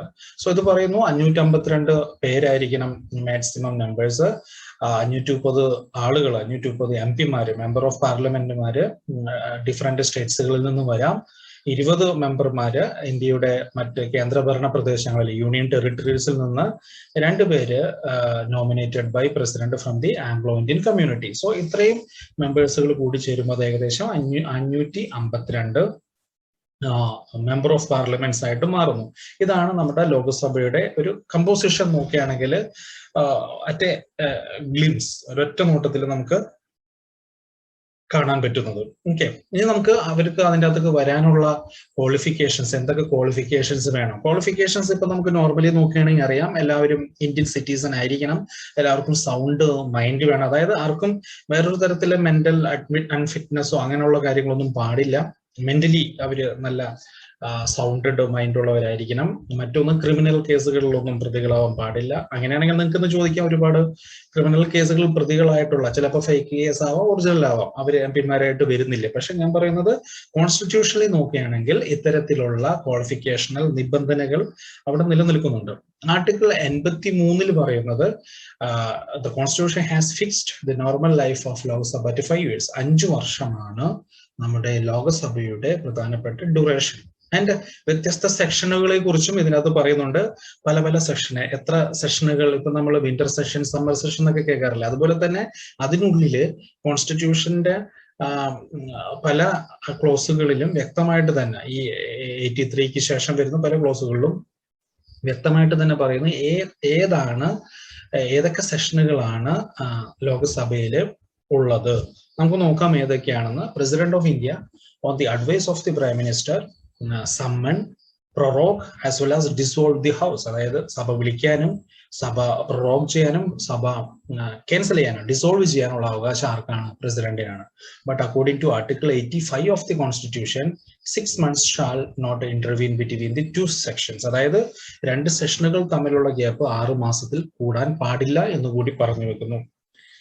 Functions and powers of the speaker, അതും വളരെ ഇമ്പോർട്ടന്റ് ആയിട്ടുള്ള ഒരു ആസ്പെക്ട് ആണ്. നമ്മൾ ലോകസഭ നോക്കുകയാണെങ്കിൽ കംപ്ലീറ്റ് ആയിട്ടുള്ള അതിന്റെ നിയന്ത്രണാധികാരം സ്പീക്കറുടെ കയ്യിലാണ്.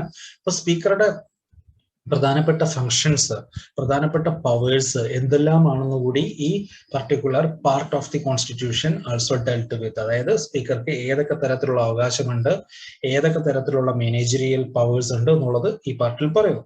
And powers and functions of Lok Sabha also.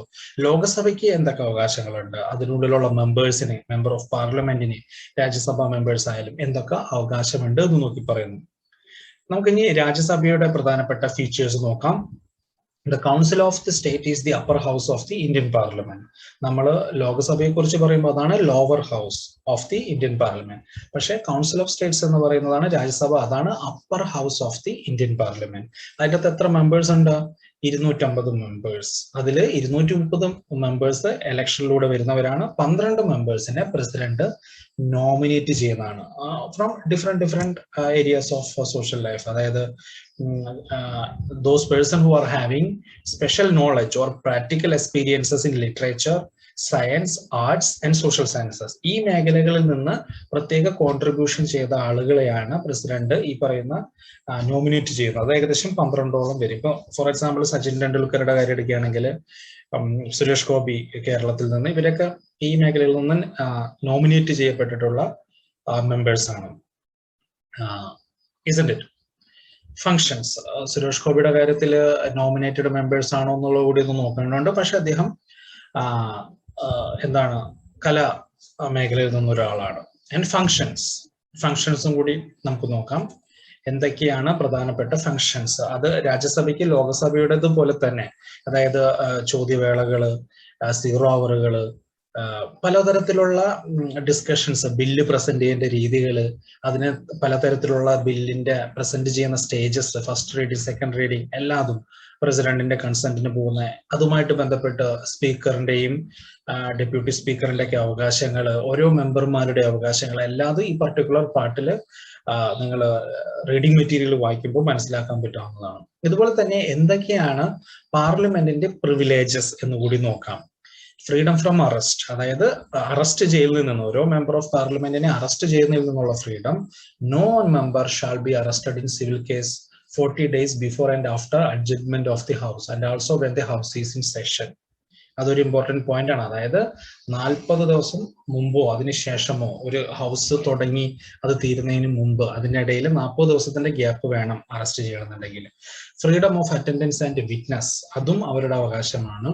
A member cannot be summoned without leave of the house to give evidence as a witness while parliament is in session. അതുപോലെ തന്നെ ഫ്രീഡം ഓഫ് സ്പീച്ച്, എല്ലാ parliament മെമ്പർമാർക്കും അവരുടേതായിട്ടുള്ള ഏതൊക്കെ കാര്യങ്ങൾ discuss ചെയ്യണം, ഏതൊക്കെ ബില്ലിനെ കുറിച്ച് ഡിസ്കസ് ചെയ്യണം, അതിനൊക്കെ പരമാവധി അവകാശം അവർക്കുണ്ട്.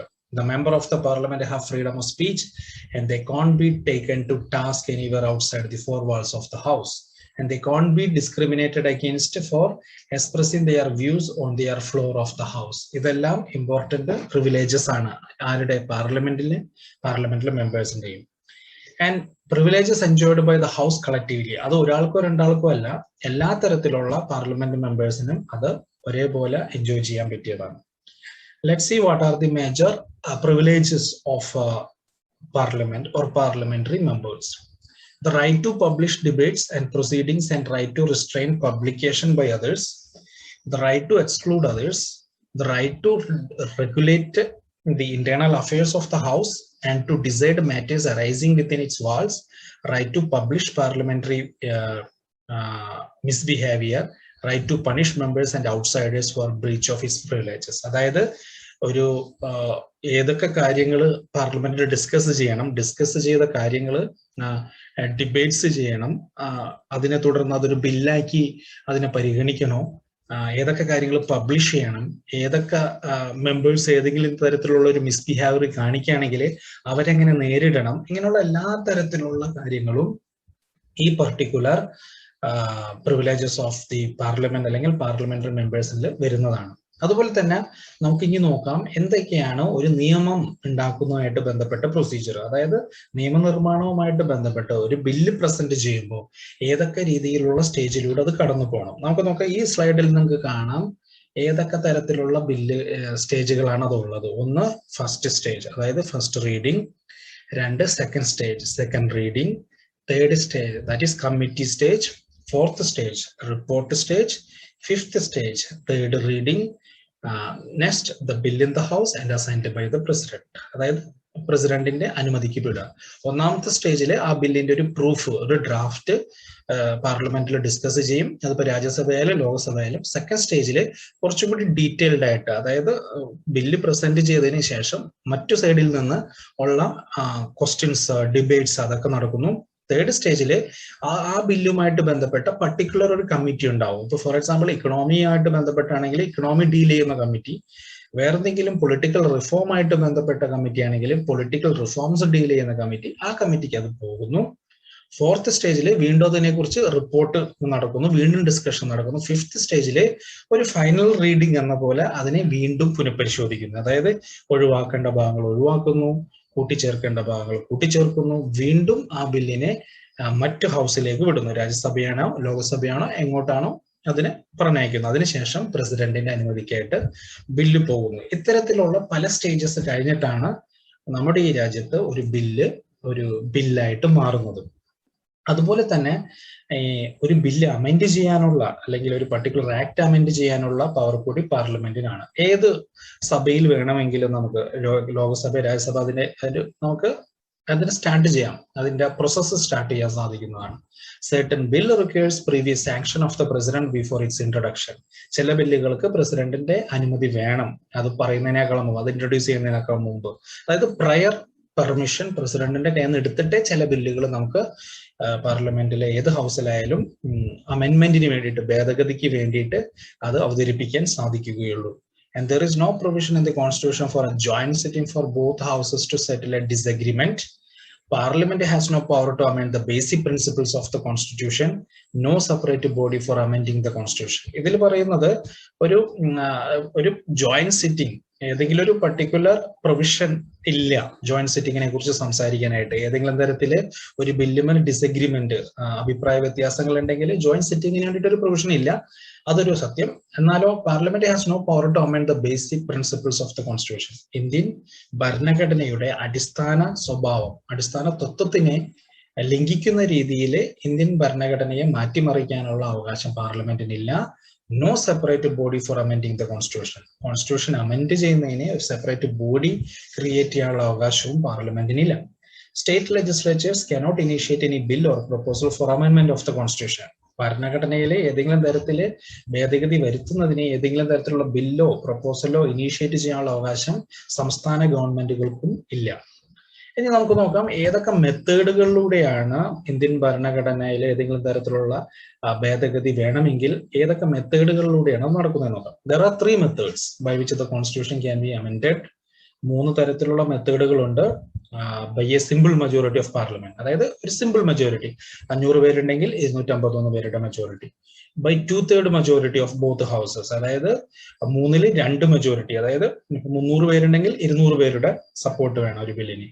And by 2/3 majority of both houses of parliament and ratification by half of the state legislature. അതായത് 2/3 മെജോറിറ്റി മാത്രം പോരാ, സംസ്ഥാന ഗവൺമെന്റുകളുടെ റാറ്റിഫിക്കേഷൻ, അവരുടെ ഒരു അനുമതി കൂടി വേണം. അവരതിനെ റാറ്റിഫൈ ചെയ്യണം, അവരുടെ നിയമസഭകളിൽ ആ ബില്ല് അവതരിപ്പിച്ച് അതിന് പൂർണ്ണ അനുമതി കൊടുക്കണം. എങ്കിൽ മാത്രമേ അമെൻമെന്റ്, ഈ 3 രീതിയിലൂടെ മാത്രമേ അമെൻമെന്റ് നടക്കൂ. ഇനി മറ്റൊന്ന് നമുക്ക് നോക്കാം. ഈ പാർലമെന്റിനകത്ത് വ്യത്യസ്ത രീതികളിലുള്ള കമ്മിറ്റികളുണ്ട്.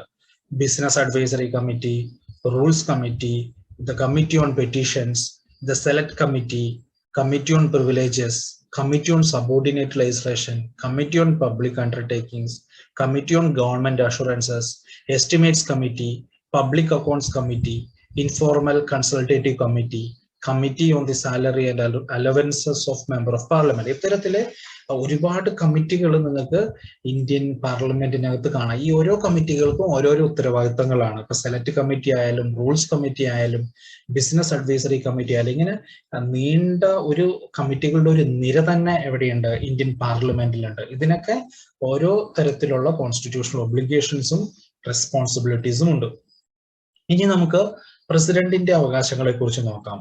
പ്രസിഡന്റ് നമ്മൾ നേരത്തെ ലോക്സഭയും രാജ്യസഭയും പഠിച്ചു. ഇനി പ്രസിഡന്റ് ആർട്ടിക്കിൾ 53-ലാണ് the executive powers of the union shall be vested in the president എന്ന് പറയുന്നത്. അതായത് യൂണിയൻ ഗവൺമെന്റിന്റെ എല്ലാ തരത്തിലുള്ള എക്സിക്യൂട്ടീവ് പവേഴ്സും പ്രസിഡന്റിന്റെ കയ്യിലാണ് ഇരിക്കുന്നത്. The president of India is indirectly elected by an electoral college. അതായത് ഒരു നേരിട്ടുള്ള ഇലക്ഷൻ അല്ല, അതിന് വേണ്ടിയിട്ട് ഒരു ഇലക്ടറൽ കോളേജ് നമ്മൾ ഉണ്ടാക്കും. എന്നിട്ട് ഒരു ഇൻഡയറക്റ്റ് ഇലക്ഷൻ ആണ്. അത് നമ്മൾ ചില മൊഡ്യൂളിൽ നമ്മൾ അതിനെക്കുറിച്ച് ഡീറ്റെയിൽഡ് ആയിട്ട് പഠിക്കുന്നുണ്ട്, അല്ലെങ്കിൽ നിങ്ങൾക്ക് സ്റ്റഡി മെറ്റീരിയൽസ് അതിനെക്കുറിച്ച് മനസ്സിലാക്കാൻ പറ്റും. ഒരു നീണ്ട ഒരു പ്രൊസീജിയറുകളുടെ ഒരു നിര തന്നെയുണ്ട് പ്രസിഡന്റിന്റെ തെരഞ്ഞെടുപ്പുമായിട്ട് ബന്ധപ്പെട്ടിട്ട്. എങ്കിലും നോർമലി നിങ്ങൾ ഇത്രയും മനസ്സിലാക്കുക, ഒരു ഇലക്ടറൽ കോളേജ് പ്രസിഡന്റിന്റെ ഇലക്ഷൻ ആയിട്ട് ഉണ്ടാക്കും. പിന്നെ അതിലേക്ക് ഇൻഡയറക്റ്റ് ഇലക്ഷൻ ആണ്, ഡയറക്റ്റ് ഇലക്ഷൻ അല്ല. അതായത് ജനങ്ങൾ നേരിട്ട് വോട്ട് ചെയ്യല്ല, ജനങ്ങൾ തെരഞ്ഞെടുത്ത പ്രതിനിധികൾ, അതിപ്പോ നിയമസഭയിൽ നിന്നുണ്ടാവും, നമ്മുടെ സംസ്ഥാന ഗവൺമെന്റുകളിൽ നിന്നുണ്ടാവും, പാർലമെന്റിൽ നിന്നുണ്ടാവും, ഇവരൊക്കെ കൂടി ചേർന്നുകൊണ്ടാണ് പ്രസിഡന്റിനെ തെരഞ്ഞെടുക്കുന്നത്. The election is on the basis of proportional representation by means of single transferable vote. Proportional representation എന്ന് പറയുന്ന ഒരു സിസ്റ്റമാണ് നമ്മൾ ഫോളോ ചെയ്യുന്നത്. ഓക്കെ, അതുപോലെ തന്നെ പ്രസിഡന്റിന് ഒരുപാട് പവേഴ്സ് ഉണ്ട്. ലെജിസ്ലേറ്റീവ് പവേഴ്സ് ഉണ്ട്, എക്സിക്യൂട്ടീവ് പവേഴ്സ് ഉണ്ട്, ജുഡീഷ്യൽ പവേഴ്സ് ഉണ്ട്, മിലിറ്ററി പവേഴ്സ് ഉണ്ട്, ഡിപ്ലോമാറ്റിക് പവേഴ്സ് ഉണ്ട്, ഫിനാൻഷ്യൽ ആൻഡ് എമർജൻസി പവേഴ്സ് നമ്മുടെ ഇന്ത്യൻ പ്രസിഡന്റിനുണ്ട്. അതുപോലെ തന്നെ ആർട്ടിക്കിൾ 63 വൈസ് പ്രസിഡന്റിനെ കുറിച്ച് സംസാരിക്കുന്നു. He or she is to be elected by an electoral college. അതായത് പ്രസിഡന്റിനെ തെരഞ്ഞെടുക്കുന്ന അതേ ഇലക്ടറൽ കോളേജാണ്, ഇൻഡയറക്റ്റ് ഇലക്ഷനിലൂടെയാണ് വൈസ് പ്രസിഡന്റിനെയും തെരഞ്ഞെടുക്കുന്നത്. അതിൻ്റെ അകത്ത് election will be by secret ballot. Secret ballot, രഹസ്യ ബാലറ്റ് വഴിയാണ്, on the basis of proportional representation by means of single transferable vote. ഇനി അതുപോലെ തന്നെ കൗൺസിൽ ഓഫ് മിനിസ്റ്റേഴ്സും ഉണ്ട്. അതായത് നമുക്ക് പ്രസിഡന്റും ഇവരൊക്കെ തെരഞ്ഞെടുത്ത് കഴിഞ്ഞാൽ പിന്നെ കൗൺസിൽ ഓഫ് മിനിസ്റ്റേഴ്സ്, അതായത് പ്രൈം മിനിസ്റ്റർ വരുന്നു, പ്രൈം മിനിസ്റ്റർ ഒരു കൗൺസിൽ ഓഫ് മിനിസ്റ്റേഴ്സിനെയും കൂടി ചൂസ് ചെയ്യുന്നു. ആർട്ടിക്കിൾ 74 ആണ് council of ministers with the prime minister as its head. Prime minister ആയിരിക്കും അതിന്റെ head, which shall aid and advise the president in the discharge of his constitutional responsibilities. അപ്പോൾ prime minister പ്രസിഡന്റിനായിട്ടുള്ള ഡിസ്കഷനിൽ ഒരു cabinet മിനിസ്റ്റേഴ്സോ അല്ലെങ്കിൽ ഒരു council of മിനിസ്റ്റേഴ്സിന്റെ എല്ലാ പേരുകളും കൊടുക്കുന്നു, അവരതിനെ ചൂസ് ചെയ്യുന്നു. അതിനുശേഷം അവരുടെ റെസ്പോൺസിബിലിറ്റീസ്, അവരുടെ റോളുകൾ, minister for state, cabinet ministers, deputy ministers, അതിന്റെ കംപ്ലീറ്റ് ഫോർമേഷൻ, ഇതിനെക്കുറിച്ചൊക്കെ ഒരു ധാരണയിലെത്തുന്നു. എന്നാലോ ഇതിനു വേണ്ട എല്ലാ തരത്തിലുള്ള കോൺസ്റ്റിറ്റ്യൂഷണൽ പ്രൊവിഷൻസും ക്ലോസസും നമ്മുടെ ഭരണഘടനയിൽ പറഞ്ഞു വെച്ചിട്ടുണ്ട്. മറ്റൊന്നാണ് കൗൺസിൽ ഓഫ് മിനിസ്റ്റേഴ്സിന്റെ പ്രധാനപ്പെട്ട അത് വർക്ക് ചെയ്യുന്ന പ്രിൻസിപ്പിൾസ്. അതായത് ഒരുപാട് മിനിസ്റ്റർമാരുണ്ട്, അവരെങ്ങനെയാണ് വർക്ക് ചെയ്യുന്നത് നോക്കാം നമുക്ക്. Leadership of the prime minister, എല്ലാവരും പ്രൈം മിനിസ്റ്ററിന്റെ നേതൃത്വത്തിന് കീഴിലായിരിക്കും. കളക്റ്റീവ് റെസ്പോൺസിബിലിറ്റി, എല്ലാവർക്കും ഒരു കളക്റ്റീവ് ആയിട്ടുള്ള ഉത്തരവാദിത്തമായിരിക്കും. ക്യാബിനറ്റ് സോളിഡാരിറ്റി, എല്ലാവരും ഐക്യകണ്ഠേന ഒരു തീരുമാനം എടുക്കും, അത് പാസ്സാക്കും. ക്യാബിനറ്റ് സീക്രസി, അവർ പറയുന്ന കാര്യങ്ങൾ വളരെ സീക്രട്ട് ആയിട്ട് മറ്റുള്ളവർക്ക് കൈമാറാതെ അവരുടെ പാർട്ടി, ഒരു പർട്ടിക്കുലർ പൊളിറ്റിക്കൽ പാർട്ടി ആയിരിക്കുമല്ലോ കേന്ദ്ര ഗവൺമെന്റിനെ അല്ലെങ്കിൽ ഏത് ഗവൺമെന്റിനെയും നയിക്കുന്നത്. അപ്പൊ അവർക്കൊരു സീക്രസി ഉണ്ടാവും. പൊളിറ്റിക്കൽ റെസ്പോൺസിബിലിറ്റി, അവർക്ക് രാഷ്ട്രീയപരമായിട്ടുള്ള ഉത്തരവാദിത്വം കൂടി ഉണ്ടാകും. ഇനി നമുക്ക് പ്രൈം മിനിസ്റ്ററുടെ പ്രധാനപ്പെട്ട ഒരു റോള് നോക്കാം ഇന്ത്യൻ പൊളിറ്റിക്കൽ സിസ്റ്റത്തിൽ. കോൺസ്റ്റിറ്റ്യൂഷൻ നോക്കുകയാണെങ്കിൽ ആർട്ടിക്കിൾ 75 ആണ് പ്രൈം മിനിസ്റ്ററെ കുറിച്ച് സംസാരിക്കുന്നത്. He or she shall be appointed by the president of India. President ആണ് ആൾ അപ്പോയിന്റ് ചെയ്യുന്നത്. Accordingly the president after a general election invites the leader of the majority party or the leader of the coalition of party who commands the majority in the Lok Sabha to form the government. നമുക്ക് നോക്കാം prime മിനിസ്റ്ററുടെ പ്രധാനപ്പെട്ട പവേഴ്സും ഫങ്ഷൻസും എന്തൊക്കെയാണെന്ന്. Formation of the council of minister, council of മിനിസ്റ്റർമാരെ choose ചെയ്യുക. Allocation of portfolio, ഏതൊക്കെ മിനിസ്ട്രിയാണ് ഏതൊക്കെ ആളുകൾ കൊടുക്കണം അത് കൊടുക്കാം. Reshuffle the cabinet, head of the government, presides over the meetings of the council of ministers. അയാള് പ്രൈം മിനിസ്റ്റർ ഒരു മിനിസ്ട്രിയുടെ തന്നെ ഹെഡ് ആയിരിക്കും, എല്ലാ മീറ്റിങ്ങുകളും ആളായിരിക്കും പ്രിസൈഡ് ചെയ്യുക. Link between the president and council of ministers, അതായത് പ്രൈം മിനിസ്റ്റർ ആണ് പ്രസിഡന്റിനെയും കൗൺസിൽ ഓഫ് മിനിസ്റ്റേഴ്സിനെയും കണക്ട് ചെയ്യിപ്പിക്കുന്നത്, അതായത് link ചെയ്യിപ്പിക്കുന്നത്. And he has a huge role in parliament. Leader of the party, പാർട്ടിയുടെ ലീഡർ ആയിരിക്കും.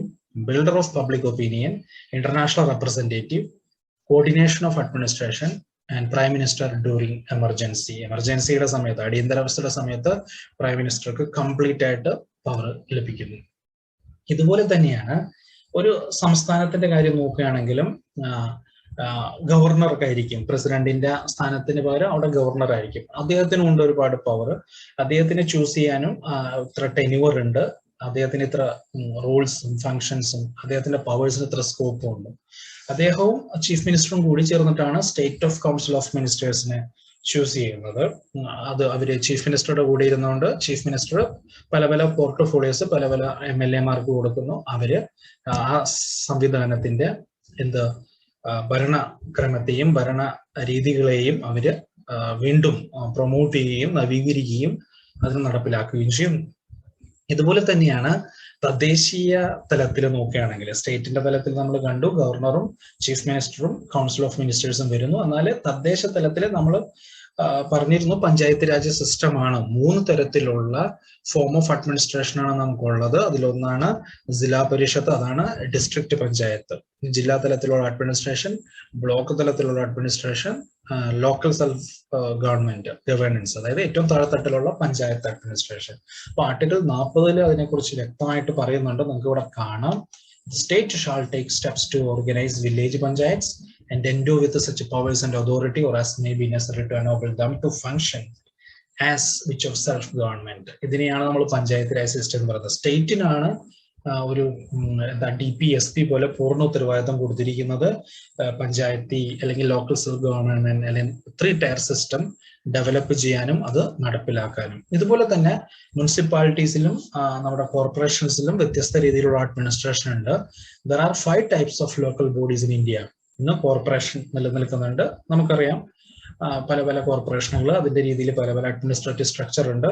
Municipalities, notified areas, tour area committee and cantonment. ഇങ്ങനെ പലതരത്തിലുള്ള 5 different local bodies municipality, corporation area, notified area, tour area committee and cantonment ബോർഡിൽ നിൽക്കുന്നു. ഇതൊക്കെ 73rd constitutional അമെന്റ്മെന്റിന്റെ ഭാഗമായിട്ട് add ചെയ്യപ്പെട്ട ചില ഭരണപരമായ ക്രമീകരണങ്ങളാണ്. And it also ads A new schedule, namely 11th schedule of the constitution and 74th constitutional amendment act. So 73ാമത്തെ constitutional amendment actൽ നമുക്ക് പഞ്ചായത്ത് രാജ് സിസ്റ്റത്തെ കുറിച്ചും 74ാമത്തേൽ നമുക്ക് മുനിസിപ്പാലിറ്റി അങ്ങനെയുള്ള കോർപ്പറേഷൻ അഡ്മിനിസ്ട്രേഷനുമായിട്ട് ബന്ധപ്പെട്ട പല മാറ്റങ്ങളെയും പല രീതിയിലുള്ള സജഷൻസും കാണാൻ പറ്റും. സോ 3ാമത്തെ യൂണിറ്റിൽ നമ്മൾ വ്യക്തമായിട്ട് പഠിച്ചു ഇന്ത്യയുടെ അഡ്മിനിസ്ട്രേറ്റീവ് സിസ്റ്റം എങ്ങനെയാണ് നിലനിൽക്കുന്നത് എന്ന്. സോ നമുക്ക് 4ാമത്തെ മൊഡ്യൂളിൽ നിങ്ങൾ വീണ്ടും പോകുമ്പോൾ വളരെ വ്യക്തമായിട്ട് ഇതിന്റെ കണ്ടിന്യൂസ് ആയിട്ട് വരുന്ന ഒരു പോർഷൻ കൂടിയുണ്ട്. അത് കഴിഞ്ഞ് 5ാമത്തെ മൊഡ്യൂളോടുകൂടി നിങ്ങളുടെ ഈ സെക്ഷൻ, ഈ കോഴ്സിന് വേണ്ടിയിട്ടുള്ള വീഡിയോ ലെക്ചേഴ്സ് അവിടെ സമാപിക്കും. നമുക്കപ്പോൾ 4ാമത്തെ മൊഡ്യൂളിലേക്ക് പോകാം, കൂടുതൽ കാര്യങ്ങൾ അറിയാനും ഗ്രഹിക്കാനും വേണ്ടി.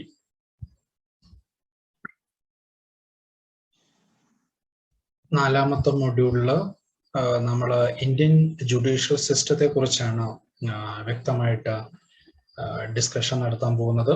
കഴിഞ്ഞ 3 മൊഡ്യൂളുകളിലും കഴിഞ്ഞ 3 യൂണിറ്റ്സുകളും നമ്മൾ ഡീറ്റെയിൽഡ് ആയിട്ട് ആദ്യത്തെ യൂണിറ്റ്സിൽ നമ്മൾ ഇന്ത്യൻ കോൺസ്റ്റിറ്റ്യൂഷന്റെ ചരിത്ര പശ്ചാത്തലവും ആ കാലഘട്ടത്തിൽ 1947 മുതൽ, പ്രത്യേകിച്ച് 1909 മുതൽ 1909 മിന്റോ മോർലി റിഫോംസും 1919 ഗവൺമെന്റ് ഓഫ് ഇന്ത്യ ആക്ടും 1935 ഗവൺമെന്റ് ഓഫ് ഇന്ത്യ ആക്ടും 1947 ഇന്ത്യൻ ഇൻഡിപെൻഡൻസ് ആക്ടും എങ്ങനെയാണ് ഇന്ത്യൻ ഭരണഘടനയുടെ എല്ലാ തലത്തിലും സ്വാധീനം ചെലുത്തിയത് എന്ന് നമ്മൾ കണ്ടു.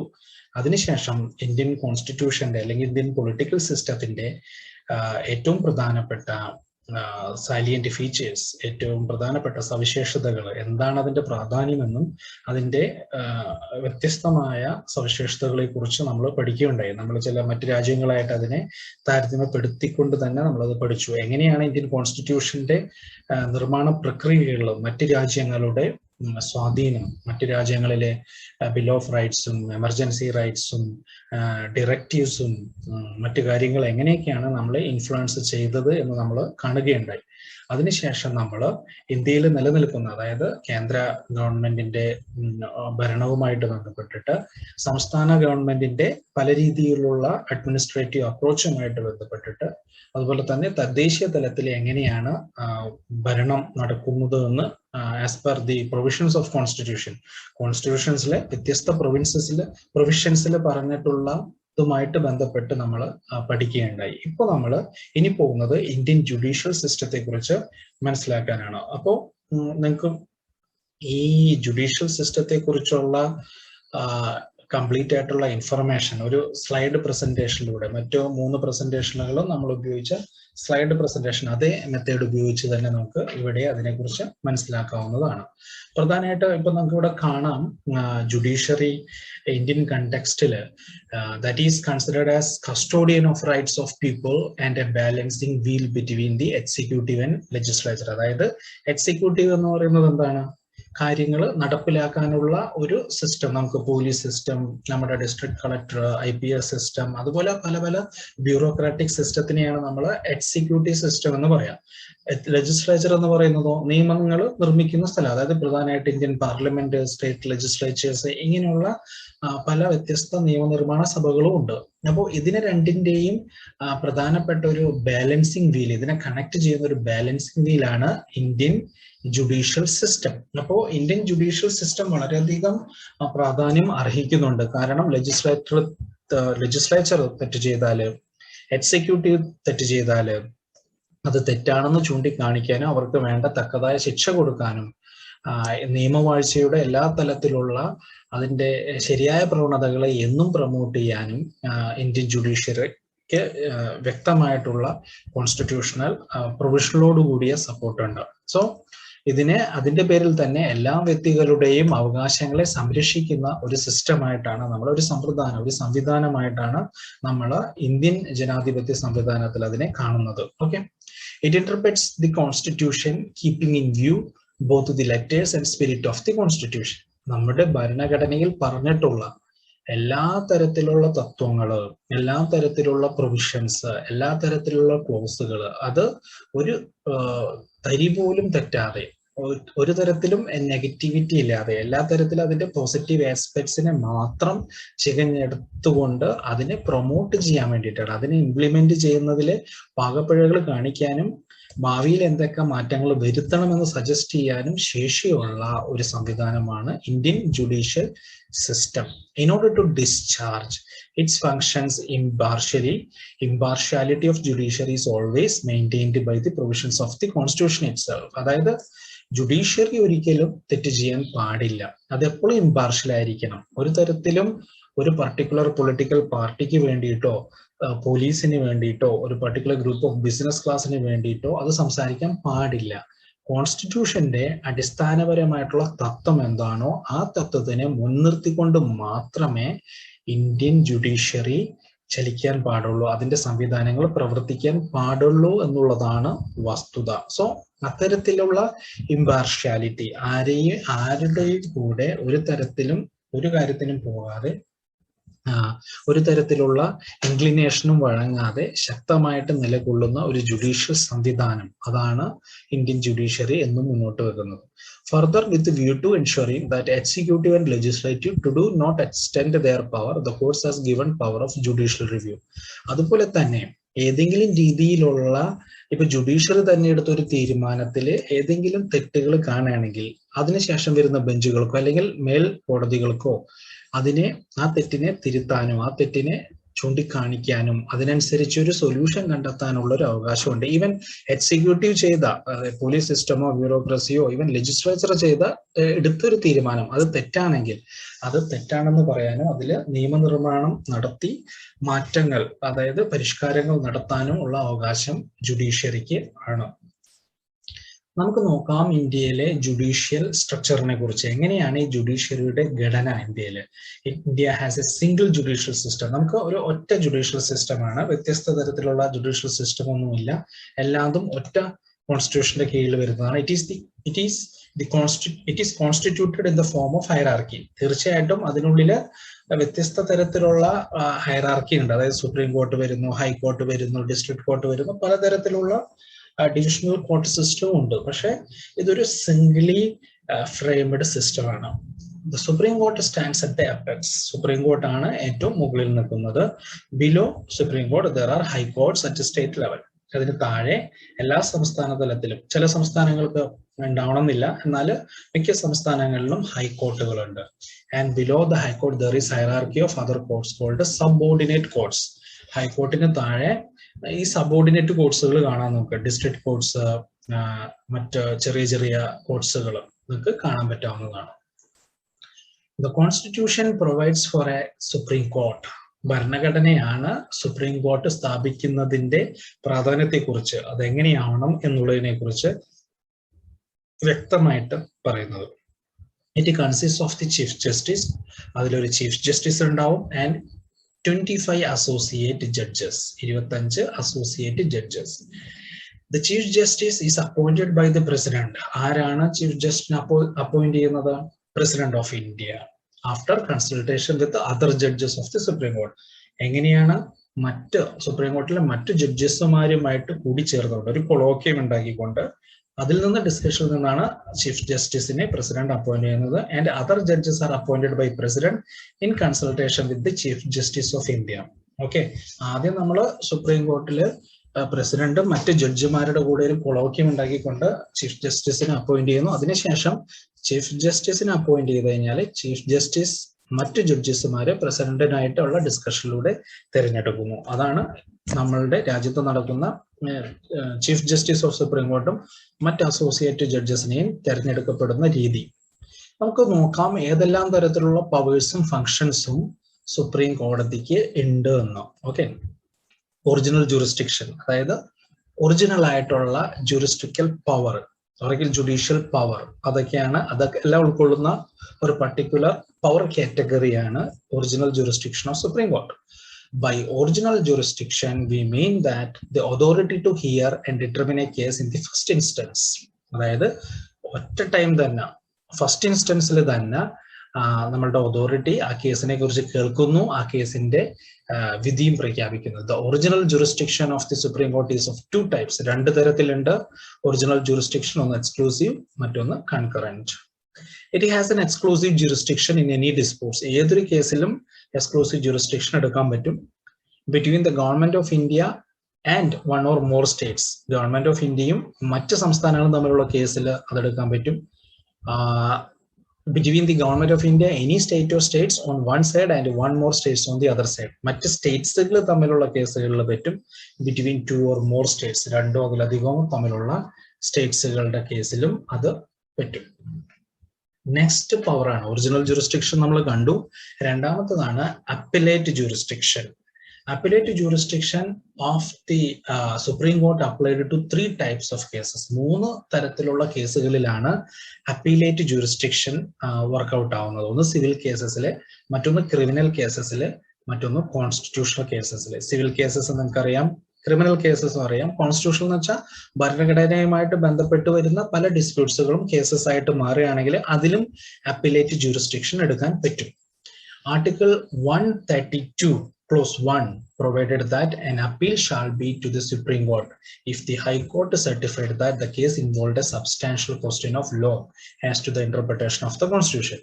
ആർട്ടിക്കിൾ 132 ക്ലോസ് 1 പറയുന്നത് ഏതെങ്കിലും തരത്തിലുള്ള ഒരു പർട്ടിക്കുലർ ഒരു ഡിസ്പ്യൂട്ട് നടക്കുകയാണ്, ഒരു പർട്ടിക്കുലർ കോൺസ്റ്റിറ്റ്യൂഷന്റെ ഒരു പർട്ടിക്കുലർ പോർഷനായിട്ട് ബന്ധപ്പെട്ട്, അപ്പൊ അതുമായിട്ട് ബന്ധപ്പെട്ട് അങ്ങനെ നടക്കുകയാണെങ്കിൽ അതിന് ഏതെങ്കിലും തരത്തിലുള്ള ഒരു ഇൻവോൾവ്മെന്റ് സുപ്രീം കോടതിയുടെ ഭാഗത്തു നിന്നും ഉണ്ടാവണമെങ്കിൽ, അല്ലെങ്കിൽ ഏതെങ്കിലും തരത്തില് ഹൈക്കോടതി സർട്ടിഫൈ ചെയ്യാണ് ഇതിൻ്റെ അകത്തൊരു ഇൻവോൾവ്മെന്റ് മേൽക്കോടതിക്ക് വേണം, എന്നാലോ ഈ കേസുമായിട്ട് ബന്ധപ്പെട്ട ഫൈനൽ ഡിസിഷൻ എടുക്കാൻ പറ്റുള്ളൂ എന്ന് പറഞ്ഞ ആ പവർ അപ്പീലേറ്റ് ജൂറിസ്ഡിക്ഷൻ സുപ്രീം കോടതിക്ക് ഉണ്ട്. The second category as case in civil cases, Article 133 provided that an appeal shall lie to the Supreme Court from any judgment, decree or final order in civil proceedings of a high court if high court certified that the matter involves constitutional question of law. അതായത് ഏതെങ്കിലും തരത്തിലുള്ള ഒരു civil കേസസിന്റെ കാര്യത്തിലാണെങ്കിൽ പോലും article 133 പറയുന്നു that an appeal shall lie to the Supreme Court from any judgment. Supreme കോടതിയുടെ ഏതെങ്കിലും ഒരു ജഡ്ജ്മെന്റ്, ഏതെങ്കിലും ഒരു വിധി പ്രസ്താവനയിലെ ഒരു പർട്ടിക്കുലർ ഒരു ഹൈക്കോടതി ഓൾറെഡി എടുത്ത തീരുമാനത്തിന്റെ മുകളില് ഏതെങ്കിലും തരത്തിൽ വീണ്ടും റീ അപ്പീൽ വേണമെന്ന് സംശയം തോന്നുന്നു അല്ലെങ്കിൽ പറയുകയാണെങ്കിൽ, ഓർ ഇഫ് ഹൈക്കോടതി certified that the matter involves constitutional question of law, അല്ലെങ്കിൽ ഹൈക്കോടതി തന്നെ പറയാണ് ഒരു പർട്ടിക്കുലർ കേസസിൽ, സിവിൽ കേസസിൽ സുപ്രീം കോടതിയുടെ ഇൻവോൾവ്മെന്റ് വേണമെന്ന് പറയാണ്, അല്ലെങ്കിൽ സുപ്രീം കോടതി തന്നെ ചില കേസുകളിൽ ഒബ്സർവ് ചെയ്യുമ്പോൾ ഹൈക്കോടതിയിലെ ചില തീരുമാനങ്ങളിൽ വീണ്ടും ഇൻവോൾവ്മെന്റ് വേണമെന്ന് പറയുകയാണെങ്കിൽ അത് അപ്പലേറ്റ് ജൂറിസ്ഡിക്ഷൻ അനുസരിച്ച് തിരുത്താവുന്നതാണ് അല്ലെങ്കിൽ ഇടപെടാവുന്നതാണ്. മറ്റൊരു പവറാണ് advisory jurisdiction. The Constitution empowers the President to seek advisory opinion of the Supreme Court in any question of law or fact of public importance which lacks clarity. അതായത് പ്രസിഡന്റിനോ അല്ലെങ്കിൽ ഏതെങ്കിലും തരത്തിലുള്ള അഡ്മിനിസ്ട്രേറ്റീവ് ആയിട്ടുള്ള, even പാർലമെന്റിന് തന്നെ പല മേഖലകളിൽ ചില സംശയങ്ങൾ ഉണ്ടെങ്കിൽ പല കേസുകളായിട്ട് ബന്ധപ്പെട്ട്, പല കോൺസ്റ്റിറ്റ്യൂഷണൽ പോർഷനായിട്ട് ബന്ധപ്പെട്ട് സുപ്രീം കോടതിയെ സമാപിക്കാവുന്നതാണ് അഡ്വൈസറിക്ക് വേണ്ടിയിട്ട് അല്ലെങ്കിൽ ഒപ്പീനിയന് വേണ്ടിയിട്ട്. But the opinion of the court is not binding on the president who may not act according to majority view. പക്ഷെ അത് പ്രസിഡന്റിന് അപ്ലിക്കബിൾ അല്ല. കാരണം പ്രസിഡന്റ് എന്തല്ല, ഈ മെജോറിറ്റി വ്യൂ അല്ലെങ്കിൽ ഒരു പാർലമെന്റിന്റെ ഇതനുസരിച്ച് വർക്ക് ചെയ്യുന്ന ആളല്ല. പ്രസിഡന്റിന് എപ്പോഴും കോൺസ്റ്റിറ്റ്യൂഷനാണ് ശ്രദ്ധിക്കേണ്ടത്. അതുപോലെ തന്നെ ഏറ്റവും ഇമ്പോർട്ടന്റ് ആയിട്ടുള്ള ഇന്ത്യൻ ജുഡീഷ്യൽ സിസ്റ്റത്തിന്റെ ഒരു ഫീച്ചറാണ് ജുഡീഷ്യൽ റിവ്യൂ. ഇന്ത്യയിൽ പല ഘട്ടത്തിൽ അത് ഉപയോഗിച്ചിട്ടുണ്ട്, എന്നാലും അത്ര കണ്ട് ശക്തമായിട്ടുള്ള രീതിയിൽ ജുഡീഷ്യൽ റിവ്യൂ ഇന്ത്യയിൽ ഉപയോഗിച്ചിട്ടില്ല താനും. Judicial review is the power of the Supreme Court to review and declare the laws and acts passed by legislature executive when challenged by the affected person as unconstitutional if it violates the provisions of the Constitution. Judicial റിവ്യൂയുടെ അർത്ഥം ഇതാണ്, അതായത് judicial പരിശോധന. ഇതിന്റെ അർത്ഥം ഇതാണ്, ഇപ്പൊ ലെജിസ്ലേച്ചറോ എക്സിക്യൂട്ടീവോ പാസ്സാക്കിയ അല്ലെങ്കിൽ നടപ്പിലാക്കുന്ന ചില നിയമങ്ങൾ സുപ്രീം കോടതിയോ അല്ലെങ്കിൽ ഏത് കോടതിയായാലും മനസ്സിലാക്കിയാണ് അത് ശരിക്കും കോൺസ്റ്റിറ്റ്യൂഷന്റെ പല ഭാഗങ്ങളെയും അത് ക്വസ്റ്റ്യൻ ചെയ്യുന്നു, അത് വയലേറ്റ് ചെയ്യുന്നു, അല്ലെങ്കിൽ ഇൻഡിവിജ്വൽ റൈറ്റ്സിനെ, ഫണ്ടമെന്റൽ റൈറ്റ്സിനെ വയലേറ്റ് ചെയ്യുന്നു എന്ന് തോന്നിക്കഴിഞ്ഞാൽ ജുഡീഷ്യറിക്ക് അതിനെ ക്വസ്റ്റ്യൻ ചെയ്യാനും റിവോക്ക് ചെയ്യാനുള്ള അവകാശമുണ്ട്. The philosophy of judicial review is rooted in the principle that constitution is the fundamental law of land. അടിസ്ഥാനപരമായിട്ട് ജുഡീഷ്യൽ റിവ്യൂയുടെ, അതായത് ജുഡീഷ്യൽ പുനഃപരിശോധനകളുടെ അടിസ്ഥാനം എന്ന് പറയുന്നത് കോൺസ്റ്റിറ്റ്യൂഷൻ ആണ്, ഏതൊരു നിയമത്തിന്റെയും അടിസ്ഥാനം. But it is interesting that nowhere in the constitution the term judicial review has been used. ഞാൻ നേരത്തെ പറഞ്ഞു ജുഡീഷ്യൽ റിവ്യൂ എന്ന് പറയുന്ന വേർഡ് ഇന്ത്യൻ കോൺസ്റ്റിറ്റ്യൂഷനിൽ ഒരിടത്ത് ഉപയോഗിച്ചിട്ടില്ല. പക്ഷെ ആ ജുഡീഷ്യൽ റിവ്യൂസ് ഇന്ത്യയിലെ സുപ്രീം കോടതി ആയാലും ഹൈക്കോടതി ആയാലും പല സമയത്ത് ഉപയോഗിച്ചിട്ടുണ്ട്. നമുക്കത് കാണാൻ പറ്റും അത്തരത്തിലുള്ള ഒരു tendency. No direct explicit authority has been conferred upon the Supreme Court for the purpose of judicial review. Though the expression of judicial review does not find a place in our constitution, the power has been derived by the judicial system or even the constitution itself. So നമുക്ക് കാണാൻ പറ്റും ഏതൊരു തരത്തിലുള്ള ഒരു ടെർമിനോളജിയോ ഒരു മെൻഷനിങ്ങോ constitutional പ്രൊവിഷൻസോ ക്ലോസോ judicial റിവ്യൂമായിട്ട് ബന്ധപ്പെട്ട് Indian constitution ഇല്ലെങ്കിൽ പോലും പല ഘട്ടങ്ങളിലും ഇന്ത്യയിലെ കോടതികൾ ജുഡീഷ്യൽ റിവ്യൂ എന്ന് പറയുന്ന ഒരു റൈറ്റ്സ് അത് ഉപയോഗിച്ചിട്ടുണ്ട്, പല മേഖലകളിൽ ഇടപെട്ടിട്ടുണ്ട്. അതുപോലെ തന്നെ ഇന്ത്യൻ ജുഡീഷ്യറിയുടെ മറ്റൊരു പ്രത്യേകത പബ്ലിക് ഇൻട്രസ്റ്റ് ലിറ്റിഗേഷൻസ്, പൊതു താല്പര്യ ഹർജികൾ, PIL എന്ന് പറയും. അത് ഒരുപാട് പ്രൊമോട്ട് ചെയ്യുന്ന ഒരു ജുഡീഷ്യൽ സിസ്റ്റമാണ് Indian judicial system, Indian judicial സംവിധാനം. It is a process, it is in the sense PIL is a process whereby the courts and administering failed by concerned citizens on behalf of poor or distressed. The judiciary now by and large have given complete recognition to the idea of public interest litigation. പൊതു താല്പര്യാർത്ഥം, ജനങ്ങളുടെ പ്രധാനപ്പെട്ട പ്രശ്നങ്ങൾ മനസ്സിലാക്കാനും അതിൽ ഇടപെടാനും ശക്തമായിട്ടുള്ള നിയമ വാഴ്ച, നിയമവ്യവസ്ഥിതി പുനഃസ്ഥാപിക്കാനും കോടതിക്ക് അവകാശമുണ്ട്. അതുപോലെ തന്നെ ജുഡീഷ്യൽ ആക്ടിവിസം, ജുഡീഷ്യറി കുറെ കൂടി അതിന്റെ ഒരു ട്രഡീഷണൽ റോളിന്റെ പുറത്തേക്ക് വന്ന് ആക്റ്റീവ് ആവുന്ന അവസ്ഥയാണ് ജുഡീഷ്യൽ ആക്ടിവിസം എന്ന് പറയുന്നത്. Judicial activism is N excise of judicial power in case wherein the judiciary come to face in the legislature arbitrariness or executive abuse or interfere in due course in legal proceedings. അതിന്റെ അർത്ഥം ഇതാണ്, ഇപ്പോ legislature ആയിട്ടോ executive ആയിട്ടോ നേരിട്ട് face to face ആയിട്ട് പല കേസുകളും ചെയ്യാം, നിയമവ്യവസ്ഥിതിയിലെ പ്രധാനപ്പെട്ട സംവിധാനങ്ങളെ അല്ലെങ്കിൽ പ്രധാനപ്പെട്ട അടിസ്ഥാന തത്വങ്ങളെ ലെജിസ്ലേച്ചറും എക്സിക്യൂട്ടീവും വയലേറ്റ് ചെയ്തിട്ടുണ്ട്, ലംഘിച്ചിട്ടുണ്ട് എന്ന് പറയാ, എന്നിട്ട് നിയമവ്യവസ്ഥയെ വീണ്ടും പുനഃസ്ഥാപിക്കുക. അതാണ് ജുഡീഷ്യൽ ആക്ടിവിസം എന്ന് പറയുന്നത്. ഇതുപോലെ തന്നെ സുപ്രീം കോടതിയുടെ ഇതേ അവകാശങ്ങളൊക്കെ തന്നെ ഹൈക്കോടതിയുമായിട്ട് ബന്ധപ്പെട്ട് നമുക്ക് കാണാൻ പറ്റും. എല്ലാ സ്റ്റേറ്റുകളിലും നിങ്ങൾക്ക് majority of states in India ഹൈക്കോർട്ടുകൾ കാണാൻ പറ്റും. അത് കോൺസ്റ്റിറ്റ്യൂഷൻ ആണ് ഇത് സ്ഥാപിക്കുന്നത്. But the parliament has the power to establish a high court for 2 or more state as well as for union territory. It is in 7th constitutional amendment 1956. Okay. അതിന്റെ composition എങ്ങനെയാണെന്ന് നോക്കാം. അതിനും ഉണ്ടാവും, ഹൈക്കോർട്ടിനും ഉണ്ടാവും ഒരു ചീഫ് ജസ്റ്റിസ്, മറ്റ് ജഡ്ജസ്മാരും, അവരെയും appoint ചെയ്യുന്നത് പ്രസിഡന്റ് ആണ്. Further, for the reason of temporary increase of the workload or huge arrears of cases, the president may appoint qualified person. അതായത് ഏതെങ്കിലും അടിയന്തര ഘട്ടത്തില് വീണ്ടും ക്വാളിഫൈഡ് പേഴ്സൺസിനെ അപ്പോയിന്റ് ചെയ്യണമെന്നുണ്ടെങ്കിൽ അഡീഷണൽ ജഡ്ജസിനെ അപ്പോയിന്റ് ചെയ്യാനുള്ള അവകാശം പ്രസിഡന്റിനാണ്. അവരുടെ അപ്പോയിന്റ്മെന്റ് നോട്ട് എക്സീഡിങ് 2 years, 2 വർഷത്തിൽ കൂടാൻ പാടില്ല. അവരുടെ വയസ്സും 62 വയസ്സിൽ കൂടാൻ പാടില്ല. And president may also appoint temporary judges to fill casual vacancies in the cadre of the permanent judges. Understood? പ്രസിഡന്റിനെ മറ്റ് ടെമ്പററി ജഡ്ജസിനെ അപ്പോയിന്റ് ചെയ്യാൻ പറ്റും. ഏതെങ്കിലും തരത്തിലുള്ള അവിടെ അഡീക്വസി ഉണ്ടെങ്കിൽ, ഏതെങ്കിലും തരത്തിലുള്ള അത്യാവശ്യം ഉണ്ടെങ്കിൽ. എന്തൊക്കെയാണ് ഹൈക്കോടതിയുടെ അവകാശങ്ങൾ? ഹൈക്കോടതിക്ക് ഇതുപോലെ തന്നെ ഒറിജിനൽ അപ്പീലേറ്റ് ജൂറിസ്ഡിക്ഷൻ ഉണ്ട്.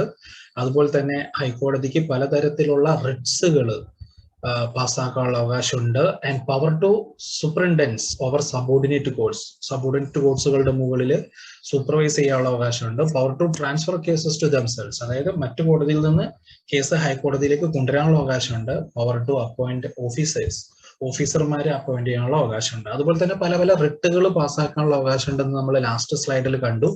എന്തൊക്കെ റിട്ടുകളാണ് പാസ്സാക്കാനുള്ള ഹൈക്കോടതിയുടെ അവകാശം നോക്കാം. ഒന്നാണ് habeas corpus, 2 mandamus, 3 prohibition, 4 quo warranto, 5 ഷെർഷറി.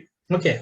Habeas corpus എന്ന് പറയുന്നത് നിങ്ങൾക്കറിയാം, ഒരു വ്യക്തിയെ നമ്മൾ കാണാതാവുകയോ അല്ലെങ്കിൽ അങ്ങനെയൊക്കെ മിസ്സിംഗ് ആവുകയാണെങ്കിൽ വിത്തിൻ 24 hours സിസ്റ്റത്തിന് മുന്നിൽ പ്രൊഡ്യൂസ് ചെയ്യണം. അതിനുള്ള ഒരു റൈറ്റ്, റിട്ട് ഓർഡർ ചെയ്യാം. Mandamus, this writ prevent government from enforcing an unconstitutional act of or notification. Government ഏതെങ്കിലും തരത്തിലുള്ള കോൺസ്റ്റിറ്റ്യൂഷന് വിരുദ്ധമായിട്ടുള്ള ആക്ട് ചെയ്യുകയാണെങ്കിൽ, പ്രവർത്തനങ്ങൾ ചെയ്യുകയാണെങ്കിൽ അതിനെ തടയാനുള്ള അവകാശം. Prohibition, it is a type of writ which commands the court or tribunal to whom it is issued to refrain from doing something which is about to do. അതായത് ഏതെങ്കിലും തരത്തിലുള്ള ഒരു മറ്റൊരു കോർട്ടിന്റെയോ ലെജിസ്ലേച്ചറിന്റെ എക്സിക്യൂട്ടീവിന്റെ ഒരു ആക്ഷനെ തടയാൻ വേണ്ടിയിട്ട് ഉള്ളൊരു കമാൻഡ് കൊടുക്കാനുള്ള പവർ. അതുപോലെ quo warranto, it is issued to prevent a person who was wrongfully assumed in office. അതായത് ഏതെങ്കിലും ഒരു വ്യക്തി തെറ്റായ മാർഗത്തിലൂടെ ഓഫീസിൽ ഏതെങ്കിലും ഒരു ജോലിയിൽ കയറി കഴിഞ്ഞാൽ, ഗവൺമെന്റ് ഓഫീസുകളിൽ കയറി കഴിഞ്ഞാൽ ആളെ പുറത്താക്കാനുള്ള അവകാശം. അതുപോലെ certiorari, it is an order issued by high court to an inferior court about the legality of its judicial decisions may be investigated. അതായത് ഏതെങ്കിലും ഹൈക്കോർട്ട്, ലോവർ കോർട്ടുകൾ, സബ് കോർട്ടുകൾ ഏതെങ്കിലും തീരുമാനം എടുത്ത് അത് തെറ്റാണെന്ന് ബോധ്യപ്പെട്ടു കഴിഞ്ഞാൽ അത് തിരുത്താനുള്ള, അത് പറയാൻ വേണ്ടിയിട്ടുള്ള അവകാശം ഷെർഷറി എന്ന് പറയുന്ന റിട്ടിലൂടെ പോകുന്നുണ്ട്. അതുപോലെ തന്നെയാണ് ജുഡീഷ്യൽ ഇൻഡിപെൻഡൻസ് എന്ന് പറയുന്ന ഒരു ഇമ്പോർട്ടന്റ് ഫീച്ചറും കൂടി നമുക്ക് ഇന്ത്യൻ കണ്ടസ്റ്റിൽ, ഇന്ത്യൻ ജുഡീഷ്യറിൽ കാണാൻ പറ്റും. Independence of judiciary and judicial independence is an essential feature of democratic country like India. Okay, the judge in the Supreme Court and High Court are appointed. അതിനകത്ത് നമുക്ക് independence കാണാൻ പറ്റും. They enjoy a fixed tenure. ഒരു fixed ടെനുവറിലാണ് അവർ അവിടെ ഉണ്ടാവും. Removal by impeachment, അവരെ പുറത്താക്കണമെന്നുണ്ടെങ്കിൽ impeachment വഴി പറ്റും. Their service conditions, salary, allowances are determined by the parliament and can't be or cannot be varied to the disadvantage of the judges. Forbade the discussion of the conduct of judge either of the Supreme Court or High Court in the Parliament. They cannot plead or act in any court authority within the territory of India after retirement.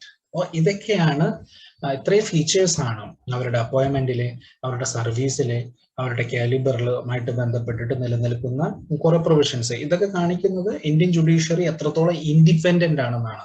ഒരു തരത്തിലുള്ള നിയന്ത്രണങ്ങളില്ലാതെ സ്വതന്ത്രമായിട്ട് നിയമ വാഴ്ച പുനഃസ്ഥാപിക്കാൻ വേണ്ടി അല്ലെങ്കിൽ സ്ഥാപിക്കാൻ വേണ്ടി അല്ലെങ്കിൽ കോൺസ്റ്റിറ്റ്യൂഷന്റെ അടിസ്ഥാന തത്വങ്ങളെ അത് എന്നും ഇംപ്ലിമെന്റ് ചെയ്യാൻ വേണ്ടി അത് വർക്ക് ചെയ്യുന്നു.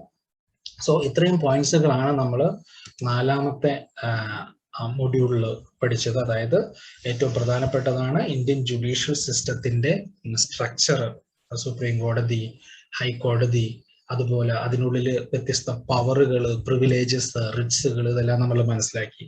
ഇനി നമ്മൾ ഇവിടെ നിന്ന് 5ാമത്തെ, അതായത് ലാസ്റ്റ് മൊഡ്യൂളിലേക്ക് പോകും. ആ 5ാമത്തെ മൊഡ്യൂളിന്റെ പ്രധാനപ്പെട്ട ഫീച്ചേഴ്സ് എന്തൊക്കെയാണെന്ന്, അല്ലെങ്കിൽ അതിൻ്റെ അകത്ത് വരുന്ന കണ്ടന്റ്, ഉള്ളടക്കം എന്തൊക്കെയാണെന്ന് നമുക്ക് അതിൽ കാണാം.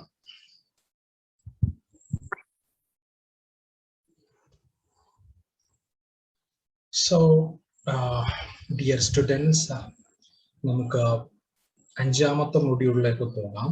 5ാമത്തെ മൊഡ്യൂളിൽ, അതായത് ഈ കോഴ്സിന്റെ, ഈ കോർ കോഴ്സിന്റെ 5ാമത്തെ മൊഡ്യൂളിലെ ലാസ്റ്റ് യൂണിറ്റിൽ നമ്മൾ നോക്കാൻ പോകുന്ന പ്രധാനപ്പെട്ട ടോപ്പിക്, പോർഷൻ എന്ന് പറയുന്നത് ഇന്ത്യൻ ഫെഡറലിസത്തെ കുറിച്ചാണ്. ഞാൻ ആദ്യമേ തന്നെ പറഞ്ഞു, നമ്മുടെ കോൺസ്റ്റിറ്റ്യൂഷനിലെ ഏറ്റവും പ്രധാനപ്പെട്ട ഫസ്റ്റ് ആർട്ടിക്കിൾ 1 പറയുന്നത് India, that is Bharat, shall be A union of States എന്നാണ്. അതിനർത്ഥം എന്ന് പറയുന്നത്, കോൺസ്റ്റിറ്റ്യൂഷൻ ഒരിടത്തും പറയുന്നില്ല India or Indian political system ഒരു ഫെഡറൽ സിസ്റ്റം ആണെന്ന്. പക്ഷെ മറിച്ച് അത് പറയുന്നത് യൂണിയൻ ഓഫ് സ്റ്റേറ്റ് സിസ്റ്റം എന്നാണ്. അതായത് ഒരുപാട് സംസ്ഥാനങ്ങളുടെ യൂണിയൻ അവിടെ ടു സം എക്സ്റ്റെന്റ് അത് പ്രതിനിധീകരിക്കുന്നത് കേന്ദ്ര ഗവൺമെന്റിനെയാണ്. പക്ഷെ സ്റ്റേറ്റ്സുകൾ എന്ന് പറയുന്നത് സംസ്ഥാന ഗവൺമെന്റുകളെയും. അപ്പോൾ ആ സന്ദർഭത്തിൽ നമ്മളുടെ എല്ലാവരുടെയും മനസ്സിലേക്ക് കടന്നു വരുന്ന ഒരു പ്രധാനപ്പെട്ട ക്വസ്റ്റ്യൻ എന്ന് പറയുന്നത്, എങ്ങനെയാണ് പിന്നെ ഇന്ത്യൻ പൊളിറ്റിക്കൽ സിസ്റ്റം ഒരു ഫെഡറൽ സിസ്റ്റം എന്നറിയപ്പെടുക?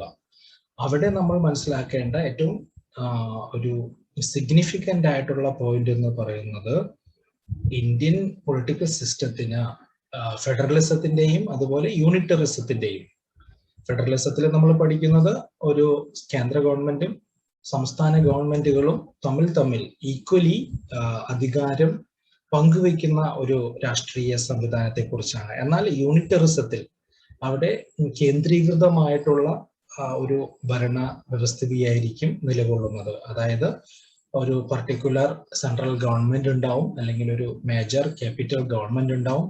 ആ ഗവൺമെന്റ്, ആ സർക്കാരിന്റെ കയ്യിലായിരിക്കും പരമാധികാരം. മറ്റ് പ്രൊവിൻഷ്യൽ അല്ലെങ്കിൽ സംസ്ഥാന ഗവൺമെന്റുകൾക്കൊക്കെ വളരെയധികം ഒരു സബോർഡിനേറ്റ് റോൾ മാത്രമേ അതിലുണ്ടാവുകയുള്ളൂ.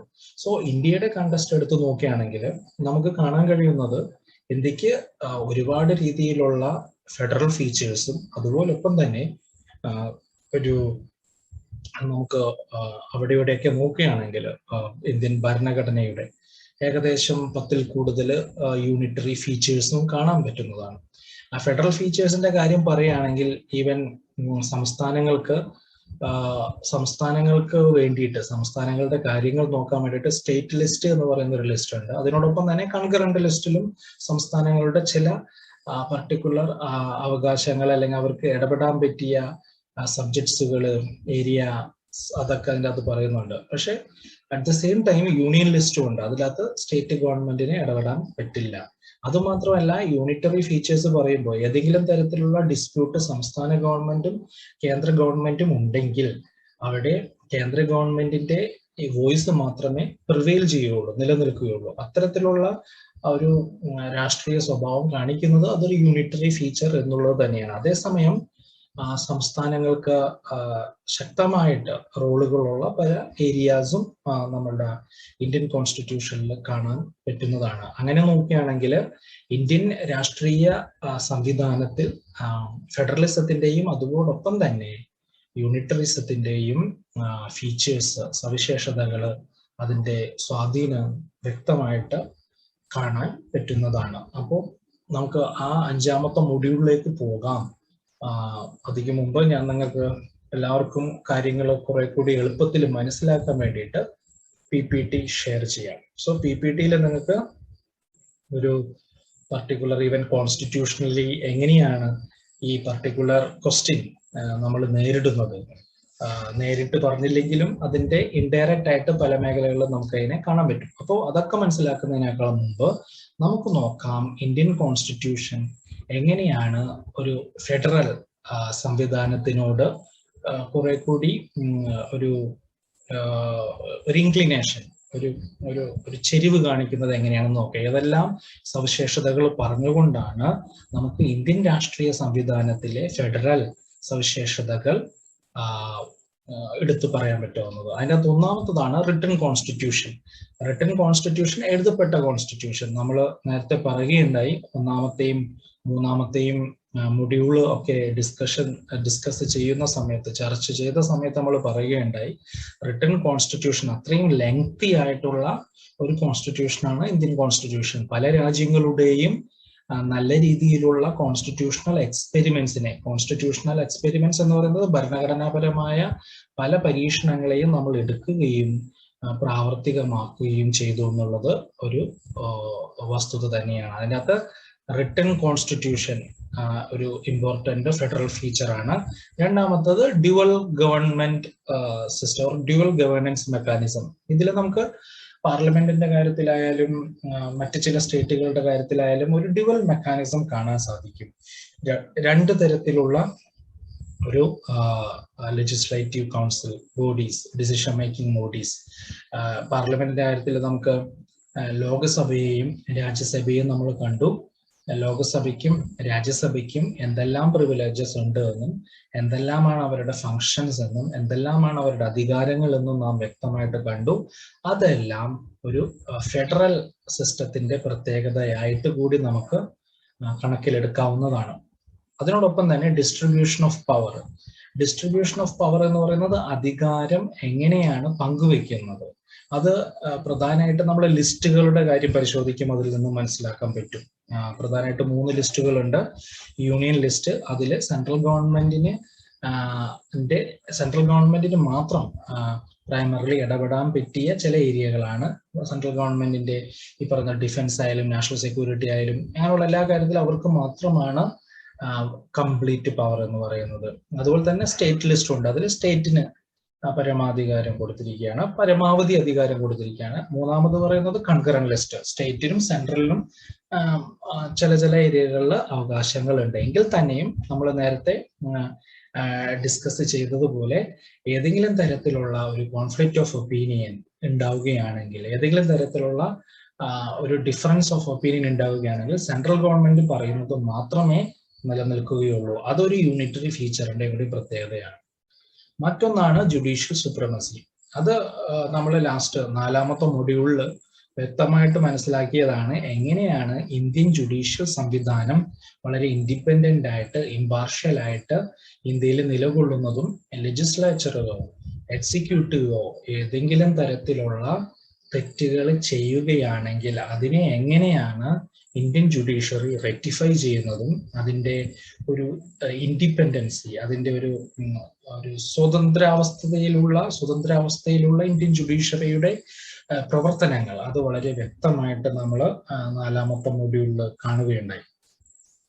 മറ്റൊന്ന്, 5ാമത്തെ ഇമ്പോർട്ടൻ്റ് ഒരു ഫീച്ചറാണ് ബൈകാമറൽ ലെജിസ്ലേച്ചർ.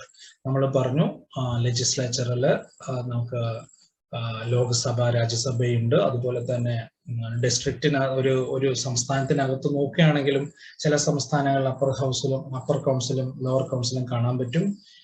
അതുപോലെ തന്നെ ഡിസ്ട്രിക്ട് കൗൺസിൽ, നമ്മളെ പഞ്ചായത്ത് രാജ് സിസ്റ്റവും വരുന്നുണ്ട് അതിനുള്ളിൽ തന്നെ. അപ്പോൾ ഇതൊക്കെ അതിൻ്റെ ഒരു പ്രത്യേകതയാണ്. മറ്റൊന്ന് റിജിഡ് കോൺസ്റ്റിറ്റ്യൂഷൻ. വളരെയധികം റിജിഡ് ആണ് നമ്മുടെ കോൺസ്റ്റിറ്റ്യൂഷൻ. അത്ര പെട്ടെന്നൊന്നും അങ്ങനെ അമെൻഡ് ചെയ്യാൻ പറ്റിയതല്ല. എങ്കിലോ ഒരു ശക്തമായിട്ടുള്ള ഒരു ഭൂരിപക്ഷമുള്ള ഒരു രാഷ്ട്രീയ പാർട്ടി അധികാരത്തിൽ വരികയാണെങ്കിൽ അവർക്കത് ചെയ്യാൻ പറ്റും. പക്ഷെ അതിനൊപ്പം തന്നെ നിങ്ങൾ ജുഡീഷ്യറിയെ കൂടി കൺസിഡർ ചെയ്യേണ്ടി വരും. കാരണം ഏതെങ്കിലും തരത്തിൽ തെറ്റായിട്ടുള്ള ഒരു പ്രവണത ഒരു അധികാരത്തിലേറിയ ഒരു സർക്കാർ കാണിക്കുകയാണെങ്കിൽ അതിനെ ക്വസ്റ്റ്യൻ ചെയ്തുകൊണ്ട് ജുഡീഷ്യൽ റിവ്യൂ വഴിയോ ജുഡീഷ്യൽ ആക്ടിവിസം വഴിയോ അതിനെ ചോദ്യം ചെയ്തുകൊണ്ട് ജുഡീഷ്യറി മുന്നോട്ട് വരുന്നതും ഒരു ഫെഡറൽ ഫീച്ചറിന്റെ ഭാഗമാണ്. നമുക്കിനി non federal features in the Indian constitution നോക്കാം. എന്താണ് ഈ ഫെഡറൽ സവിശേഷതകൾ അല്ലാത്തത് ഇന്ത്യൻ കോൺസ്റ്റിറ്റ്യൂഷനിൽ കാണാൻ പറ്റിയത്? അതിലൊന്നാണ് സിംഗിൾ സിറ്റിസൺഷിപ്പ്. ഇന്ത്യയിൽ ഒറ്റ പൗരത്വം മാത്രമേ ഉള്ളൂ. ഇപ്പോ ഫെഡറൽ ഫീച്ചർ പറയുമ്പോൾ നമുക്ക് 2 പൗരത്വം, അതായത് ഡ്യുവൽ സിറ്റിസൺഷിപ്പ് വളരെ ഇമ്പോർട്ടന്റ് ആണ്. പക്ഷെ ഇന്ത്യൻ കണ്ടസ്റ്റിൽ അതില്ല. നമുക്ക് സിംഗിൾ സിറ്റിസൺഷിപ്പ് മാത്രമേ ഉള്ളൂ. രണ്ടാമത്തത് predominance of union government in law making. അത് വളരെ ഇമ്പോർട്ടന്റ് ആയിട്ടുള്ള ഒരു പോയിന്റ് ആണ്. കാരണം സെൻട്രൽ ഗവൺമെന്റിനാണ് ഇന്ത്യയുടെ ഏത് കോർണറിലെയും ഏത് നിയമത്തെയും സ്വാധീനിക്കാനും അതിനെ ഇംപ്ലിമെന്റ് ചെയ്യാനുള്ള ശേഷിയുള്ളത്. ഇപ്പോൾ സംസ്ഥാന ഗവൺമെന്റ് ഒരു പർട്ടിക്കുലർ നിയമം ഉണ്ടാക്കിയെന്ന് കരുതാം. ആ നിയമം ഓവറോൾ ഇന്ത്യയുടെ ദേശീയ സുരക്ഷയെയും മറ്റു കാര്യങ്ങളെയും ബാധിക്കുകയാണെങ്കിൽ അതിനെ ക്വസ്റ്റ്യൻ ചെയ്യാൻ ഈവൻ ജുഡീഷ്യറിക്കും യൂണിയൻ ഗവൺമെന്റിനും, അതായത് സെൻട്രൽ ഗവൺമെന്റിനും അവകാശമുണ്ട്. മൂന്നാമത്തതാണ് unequal representation of states in the upper house. അതായത് അപ്പർ ഹൗസുകളില് ഈ സംസ്ഥാന ഗവൺമെന്റുകൾക്ക് ഒരു തുല്യമായ പ്രാതിനിധ്യം ഇല്ല. അത് പലപ്പോഴും എന്ത് പറ്റും, സംസ്ഥാന ഗവൺമെന്റുകളുടെ പലതരത്തിലുള്ള അവകാശങ്ങൾ, രാഷ്ട്രീയപരമാവാം, സാമ്പത്തികമാവാം, ടാക്സുമായിട്ട് ബന്ധപ്പെട്ടതാവാം, പ്ലാനിങ്ങുമായിട്ട് ബന്ധപ്പെട്ടതാവാം, റിസോഴ്സ് ഡിസ്ട്രിബ്യൂഷൻ, ഏത് തരത്തിലുള്ള അവകാശങ്ങളെയും ഈ അൺഈക്വൽ റെപ്രസെന്റേഷൻ വളരെ മോശമായിട്ട് ബാധിക്കാറുണ്ട്. അതും ഒരു നോൺ ഫെഡറൽ സവിശേഷതയാണ്. ഫെഡറൽ അല്ലാത്ത ഒരു സിസ്റ്റത്തിന്റെ, ഒരു സംവിധാനത്തിന്റെ ഒരു പോയിന്റ് ആയിട്ട് നമുക്കത് കണക്കാക്കാവുന്നതാണ്. മറ്റൊന്ന് the role of the interstate council. Interstate കൗൺസിലുകളുണ്ട്. ആ ഇന്റർസ്റ്റേറ്റ് കൗൺസിലുകൾക്ക് ഉണ്ടെങ്കിൽ തന്നെയും the planning commission, finance commission, election commission, ഇതിലൂടെയൊക്കെ ഏറ്റവും കൂടുതൽ ഇടപെടലുകൾ നടത്തുന്നത് കേന്ദ്ര ഗവൺമെന്റ് ആണ്. അതായത് ഇപ്പൊ രണ്ട് സ്റ്റേറ്റുകൾ തമ്മിലുള്ള പ്രശ്നം അവർക്ക് സോൾവ് ചെയ്യാൻ പറ്റില്ല എന്നുണ്ടെങ്കിൽ ഫൈനൽ ആയിട്ടുള്ള ഡിസിഷൻ ഒന്നില്ലെങ്കിൽ പാർലമെന്റോ അല്ലെങ്കിൽ കേസ് വഴി ഇന്ത്യൻ സുപ്രീം കോടതിയോ അല്ലെങ്കിൽ ഹൈക്കോടതികളോ എടുക്കും. അവിടെ ഈ എടുക്കുന്ന തീരുമാനം ഈ രണ്ട് സ്റ്റേറ്റുകളായിട്ട് ബന്ധപ്പെട്ട് കേന്ദ്ര ഗവൺമെന്റോ അതല്ലെങ്കിൽ സുപ്രീം കോടതി എടുക്കുന്ന തീരുമാനം അനുസരിക്കാൻ മറ്റ് സ്റ്റേറ്റുകൾ, സംസ്ഥാനങ്ങള് ബാധ്യസ്ഥരാണ്. അതുപോലെ പ്ലാനിംഗ് കമ്മീഷനിൽ സ്റ്റേറ്റ് ഗവൺമെന്റുകൾക്ക് റോൾ ഉണ്ട്. ഇപ്പൊ പ്ലാനിംഗ് കമ്മീഷൻ ഇല്ല, ഇപ്പൊ നീതി ആയോഗാണ്. എങ്കിൽ തന്നെയും NDC ഉണ്ട്, നാഷണൽ ഡെവലപ്മെന്റ് കൗൺസിൽ ഉണ്ട്. അതിൻ്റെ അകത്തൊക്കെ സ്റ്റേറ്റ് ഗവൺമെന്റുകളുടെ ഈ പറയുന്ന അവകാശങ്ങൾ, സ്റ്റേറ്റ് ഗവൺമെന്റുകളുടെ ഈ പറയുന്ന വ്യക്തമായ അഭിപ്രായ പ്രകടനങ്ങൾ എത്രത്തോളം കൺസിഡർ ചെയ്യുന്നുണ്ട് കേന്ദ്ര ഗവൺമെന്റ് എന്നുള്ളത് ഒരു ക്വസ്റ്റ്യൻ തന്നെയാണ്. അതും ഒരു നോൺ ഫെഡറൽ ഫീച്ചറാണ്.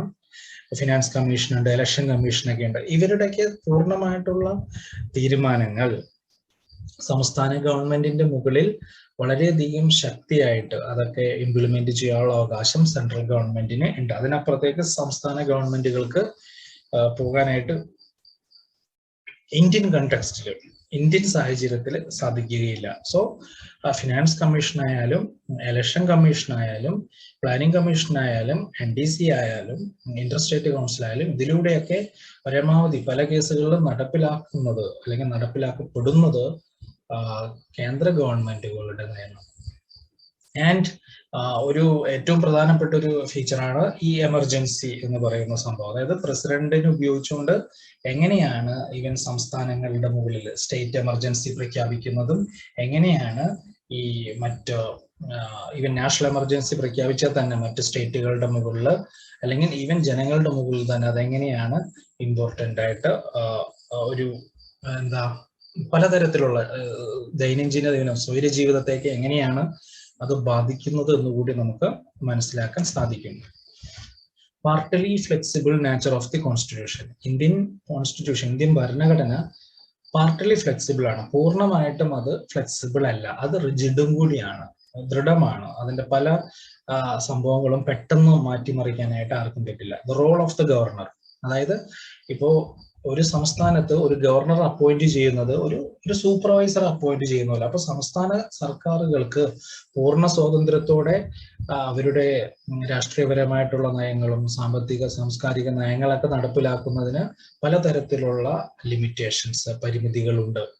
ഓൾ ഇന്ത്യ സർവീസിലൂടെയാണ് പല സംസ്ഥാനങ്ങളിലേക്കും ഈ IAS IPS അയക്കുന്നതും സെൻട്രൽ ഗവൺമെന്റ്. അവിടെ പൂർണ്ണമായിട്ട് നിയന്ത്രണം പോലീസ് സിസ്റ്റത്തിൽ വെക്കുന്നതും. ഇന്റഗ്രേറ്റഡ് ജുഡീഷ്യറി, ഒരു ഇന്റഗ്രേറ്റഡ് സിസ്റ്റമാണ്. അതായത് completely from top to down ഒരൊറ്റ ഇന്റഗ്രേറ്റഡ് സ്ട്രക്ചർ ആണ്. The office of the accountant and general in the states which is a subsidiary of the CAG. ഇപ്പോ നിങ്ങൾ ഈ കൺട്രോളർ ആൻഡ് അറ്റോർണി ജനറലുടെ കീഴിൽ വരുന്ന അക്കൗണ്ടന്റും ജനറലും അത് സൂചിപ്പിക്കുന്നത് എന്താണ്? സംസ്ഥാന ഗവൺമെന്റുകളുടെ എല്ലാ തരത്തിലുള്ള ആക്ടിവിറ്റീസിന് മുകളിലും സെൻട്രൽ ഗവൺമെന്റിന്റെ സൂപ്പർവിഷൻ ഉണ്ട് എന്നുള്ളത് ഒരു വാസ്തവമാണ്. അതും ഒരു നോൺ ഫെഡറൽ ഫീച്ചറാണ്. Uniform civil and criminal laws, അതായത് സെൻട്രൽ ഗവൺമെന്റിന്റെ ഈ പറയുന്ന IPC അതുപോലെ മറ്റ് നിയമങ്ങൾ, ഇതൊക്കെയാണ് സംസ്ഥാന തലത്തിലും നടപ്പിലാക്കുന്നത്. അല്ലാതെ സംസ്ഥാനങ്ങൾക്ക് ചില രീതിയിലുള്ള ഭേദഗതികളൊക്കെ ആവാം അവരുടെ പർട്ടിക്കുലർ കണ്ടസ്റ്റിന്, പക്ഷെ പൂർണ്ണമായിട്ടും സംസ്ഥാനങ്ങള് കേന്ദ്ര ഗവൺമെന്റിന്റെ പല IPC ഈ പറയുന്ന ഈവൻ സുപ്രീം കോടതി ഇടപെട്ടതായാലും അതിലൂടെയൊക്കെ പൂർണ്ണ വിധേയത്വം കാണിക്കാനായിട്ട് ബാധ്യസ്ഥരാണ്. അതേസമയം നമ്മുടെ ഇന്ത്യൻ ഫെഡറൽ സിസ്റ്റം എന്ന് പറയുന്നതോടൊപ്പം തന്നെ ഒരുപാട് മറ്റു പോയിന്റ്സുകൾ നമുക്ക് കാണാനായിട്ട്, അതായത് പൂർണ്ണമായിട്ട് അംഗീകരിക്കാൻ പറ്റാത്ത, അതായത് ഇന്ത്യൻ പൊളിറ്റിക്കൽ രാഷ്ട്രീയ സംവിധാനം ഒരു ഫെഡറൽ അല്ല എന്ന് വീണ്ടും വീണ്ടും പറയുന്ന ചില പോയിന്റ്സുകളുണ്ട്. അതിനകത്തൊന്നാണ് റോൾ ഓഫ് ഗവർണർ. ഈ ഗവർണറുടെ റോള് വളരെ ഇമ്പോർട്ടന്റ് ആണ് ഇന്ത്യൻ കണ്ടെക്സ്റ്റില്. കാരണം അതെന്തുകൊണ്ടാണ് സംസ്ഥാനത്തില് ഈവൻ കേന്ദ്രതലത്തില് ഒരു പ്രസിഡന്റ് എന്ന പോലെ സംസ്ഥാനത്തില് ഗവർണറുടെ ആവശ്യം എന്താണെന്നുള്ള ഒരു ക്വസ്റ്റ്യൻ പലപ്പോഴും പൊളിറ്റിക്കൽ ക്രിറ്റിക്സ് ചോദിച്ചിട്ടുണ്ട്. ഇമ്പോസിഷൻ ഓഫ് പ്രസിഡന്റ്സ് റൂൾ, പ്രസിഡന്റിന്റെ റൂള് ഇമ്പോസിഷൻ നടത്തിയാൽ പിന്നെ അവിടെ സംസ്ഥാനത്തിന് യാതൊരു അവകാശവും വരുന്നില്ല. ഡിപ്ലോയ്മെന്റ് ഓഫ് സെൻട്രൽ ഫോഴ്സസിന് ഈവൻ എവിടെ വെച്ചാലും രാജ്യത്തിന്റെ അവിടെ മനുഷ്യാവകാശ ലംഘനങ്ങളൊക്കെ ഒരുപാട് ഉണ്ടായിട്ടുള്ളതായിട്ടുള്ള റിപ്പോർട്ടുണ്ട്. അതൊരു ടെൻഷൻ ഏരിയയാണ്. എന്നാലോ ഈ ഫോഴ്സുകളില്ലാതെ സെക്യൂരിറ്റിയും നടക്കില്ല. Reservation of bills by the governor for the consideration of the president, പ്രസിഡന്റിന്റെ കൺസിഡറേഷന് വേണ്ടിയിട്ട് ഗവർണർ ബില്ലുകൾ റിസർവ് ചെയ്ത് വെക്കുന്ന രീതിയും മറ്റൊരു പ്രവണതയാണ്. ഷെയറിംഗ് ഓഫ് റിസോഴ്സസ്, കേന്ദ്രവും സംസ്ഥാന സർക്കാരുകളും ഈ പറയുന്ന വിഭവങ്ങൾ, രാജ്യത്ത് നിലനിൽക്കുന്ന അവൈലബിൾ ആയിട്ടുള്ള വിഭവങ്ങൾ പങ്കുവെക്കുന്നതിലുള്ള പ്രശ്നം. Monopoly of the union government in certain areas, കേന്ദ്ര ഗവൺമെന്റിന്റെ കംപ്ലീറ്റ് ആയിട്ടുള്ള ഒരു ഡോമിനേഷൻ, അവരുടെ ഒരു ആധിപത്യം പല മേഖലകളിലും, അത് സംസ്ഥാന സർക്കാരുകളെ പല കാര്യങ്ങളിലും പല മേഖലകളിലും പല സമയത്തും വിഷമത്തിലാക്കാറുണ്ട്. And use of electronic media, central government dominate ചെയ്യുന്ന ഒരു ഇലക്ട്രോണിക് മീഡിയ സിസ്റ്റമാണ് ഇന്ന് ഇന്ത്യയിൽ ഉള്ളത്. അതുപോലെ തന്നെ സെൻട്രൽ സ്റ്റേറ്റ് ഗവൺമെന്റുകളുടെ റിലേഷൻസിനെ കുറിച്ച് പഠിക്കാനും അതിനെ മനസ്സിലാക്കാനും നമ്മൾ ഇന്ത്യയുടെ ചരിത്രം തന്നെ നോക്കുകയാണെങ്കിൽ പല പല കമ്മീഷൻസ് വെച്ചിട്ടുണ്ട്. അതിൽ ഏറ്റവും പ്രധാനപ്പെട്ടതാണ് Sarkaria commission. So Sarkaria commission identified certain major issues in union state relationship and made 265 recommendations primarily based on the existing constitutional principles and arrangements. However, they are sound to ensure a system of collective decisions. So Sarkaria commission ഒരുപാട് പ്രശ്നങ്ങൾ മനസ്സിലാക്കിയിട്ടുണ്ടായി. അതിനോടൊപ്പം തന്നെ 265ഓളം recommendations, suggestions വെക്കുകയുണ്ടായി based on constitutional principles and arrangements. പക്ഷെ എത്രത്തോളം അതൊക്കെ എഫക്റ്റീവ് ആയി എന്നുള്ളതിന്റെ ഒരു ഉത്തരം ഇന്നും നമുക്ക് കാണാൻ പറ്റും. പല സംസ്ഥാനങ്ങളും കേന്ദ്ര ഗവൺമെന്റിനായിട്ട് അല്ലെങ്കിൽ കേന്ദ്ര ഗവൺമെന്റ് മറ്റു പല സംസ്ഥാനങ്ങളായിട്ട് നിരന്തരമായിട്ടുള്ള ക്ലാഷസിൽ പോവാറുണ്ട്, ഡിബേറ്റ് ഡിസ്കഷനിലൊക്കെ പോവാറുണ്ട്. സോ ഫെഡറൽ നേച്ചർ എങ്കിലും നമുക്ക് ചില കാര്യങ്ങളിൽ പറയാൻ പറ്റുന്നത് കോപ്പറേറ്റീവ് ഫെഡറലിസം ആണ്, അങ്ങോട്ടും ഇങ്ങോട്ടും സഹകരിച്ചുള്ള സംഭവമാണ്. കേന്ദ്ര ഗവൺമെന്റിന്റെയും സംസ്ഥാന സർക്കാരുകളുടെയും ബന്ധം ദൃഢമായിട്ടുള്ളത് തന്നെയാണ് ഇന്ത്യയിൽ. Central state relations, administrative relations, അഡ്മിനിസ്ട്രേഷന്റെ കാര്യത്തിലായാലും ഒരു ബന്ധമുണ്ട് സ്റ്റേറ്റ് സെൻട്രൽ തമ്മിൽ. Legislative relations, financial relations, finance commission, NITI Aayog, ഇങ്ങനെ വ്യത്യസ്ത രീതിയിൽ കേന്ദ്ര ഗവൺമെന്റിന്റെ തന്നെ പല ഏജൻസികളും സംസ്ഥാന ഗവൺമെന്റിന്റെ പല ഏജൻസികളും തമ്മിൽ ശക്തമായിട്ടുള്ള ഒരു കോർഡിനേഷൻ, കോപ്പറേഷൻ ആൻഡ് യൂണിഫിക്കേഷൻ ഉണ്ട് എന്നുള്ളതും ഒരു വസ്തുതയാണ്. അതുപോലെ തന്നെ NDC, നാഷണൽ ഡെവലപ്മെന്റ് കൗൺസില്, സംസ്ഥാനങ്ങളുടെ ഈ പ്ലാനിങ്ങുമായിട്ട്, ആസൂത്രണവുമായിട്ട്, വികസനവുമായിട്ട് ബന്ധപ്പെട്ട് പറയേണ്ട പല കാര്യങ്ങളും ഇവിടെ ഡിസ്കസ് ചെയ്യുകയും അതിന് ഉത്തരം കണ്ടെത്തുന്നതും NDCയിലാണ്. Emergency powers in the constitution, അതും പല സമയത്ത് പല കാര്യങ്ങള് ഈവൻ സംസ്ഥാന സർക്കാരുകൾക്ക് നിയന്ത്രിക്കാൻ പറ്റാത്ത അവസ്ഥയിൽ അത് സെൻട്രൽ ഗവൺമെന്റിന്റെ സപ്പോർട്ടോട് കൂടിയിട്ട് പല സംസ്ഥാന സർക്കാരും സെക്യൂരിറ്റി സിസ്റ്റത്തിനെ എമർജൻസി വഴി കൺട്രോൾ ചെയ്യാറുണ്ട്. And emergency provisions are contained in part 18 of the Constitution of India. Article 352, 360 deals with the various emergency provisions. Article 352 മുതൽ 360 വരെ പല എമർജൻസി പ്രൊവിഷൻസിനെ കുറിച്ച് പറയുന്നു. National, financial, state emergency.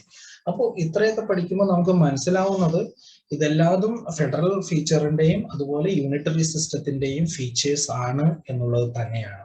So dear students, എനിക്ക് തോന്നുന്നു നമുക്ക് ഈ 5 മൊഡ്യൂളും നിങ്ങൾ ഈ പ്രസന്റേഷൻ വ്യക്തമായിട്ട് കേട്ടപ്പോൾ ഒരുപക്ഷെ മനസ്സിലായിട്ടുണ്ടാവും എന്തൊക്കെയാണ് പ്രധാനപ്പെട്ട ഇന്ത്യൻ ഗവൺമെന്റ് ആൻഡ് പൊളിറ്റിക്സ് എന്ന് പറയുന്ന കോർ കോഴ്സിൽ നിങ്ങൾക്ക് പഠിക്കാനുള്ളത്. ഒന്നാമത്തെ മൊഡ്യൂളിലും രണ്ടാമത്തെ മൊഡ്യൂളിലും 3, 4, 5-ാമത്തെ മൊഡ്യൂളിലും വ്യക്തമായിട്ട് ഡിഫറെന്റ് വ്യത്യസ്തങ്ങളായിട്ടുള്ള ആശയങ്ങളെ കുറിച്ചും ചില പോയിന്റ്സുകളെ കുറിച്ച് നിങ്ങൾ പഠിക്കുകയുണ്ടായി. കോൺസ്റ്റിറ്റ്യൂഷനെ കുറിച്ച് പഠിച്ചു, union state even panchayat raj system of അഡ്മിനിസ്ട്രേഷനെ കുറിച്ച് പഠിച്ചു, ജുഡീഷ്യൽ സിസ്റ്റത്തെ കുറിച്ച് പഠിച്ചു, ഇന്ത്യൻ കോൺസ്റ്റിറ്റ്യൂഷന്റെ ഇമ്പോർട്ടന്റ് ആയിട്ടുള്ള സവിശേഷതകളെ കുറിച്ച് പഠിച്ചു, ഇന്ത്യൻ ജുഡീഷ്യൽ സിസ്റ്റത്തെ കുറിച്ച് പഠിച്ചു.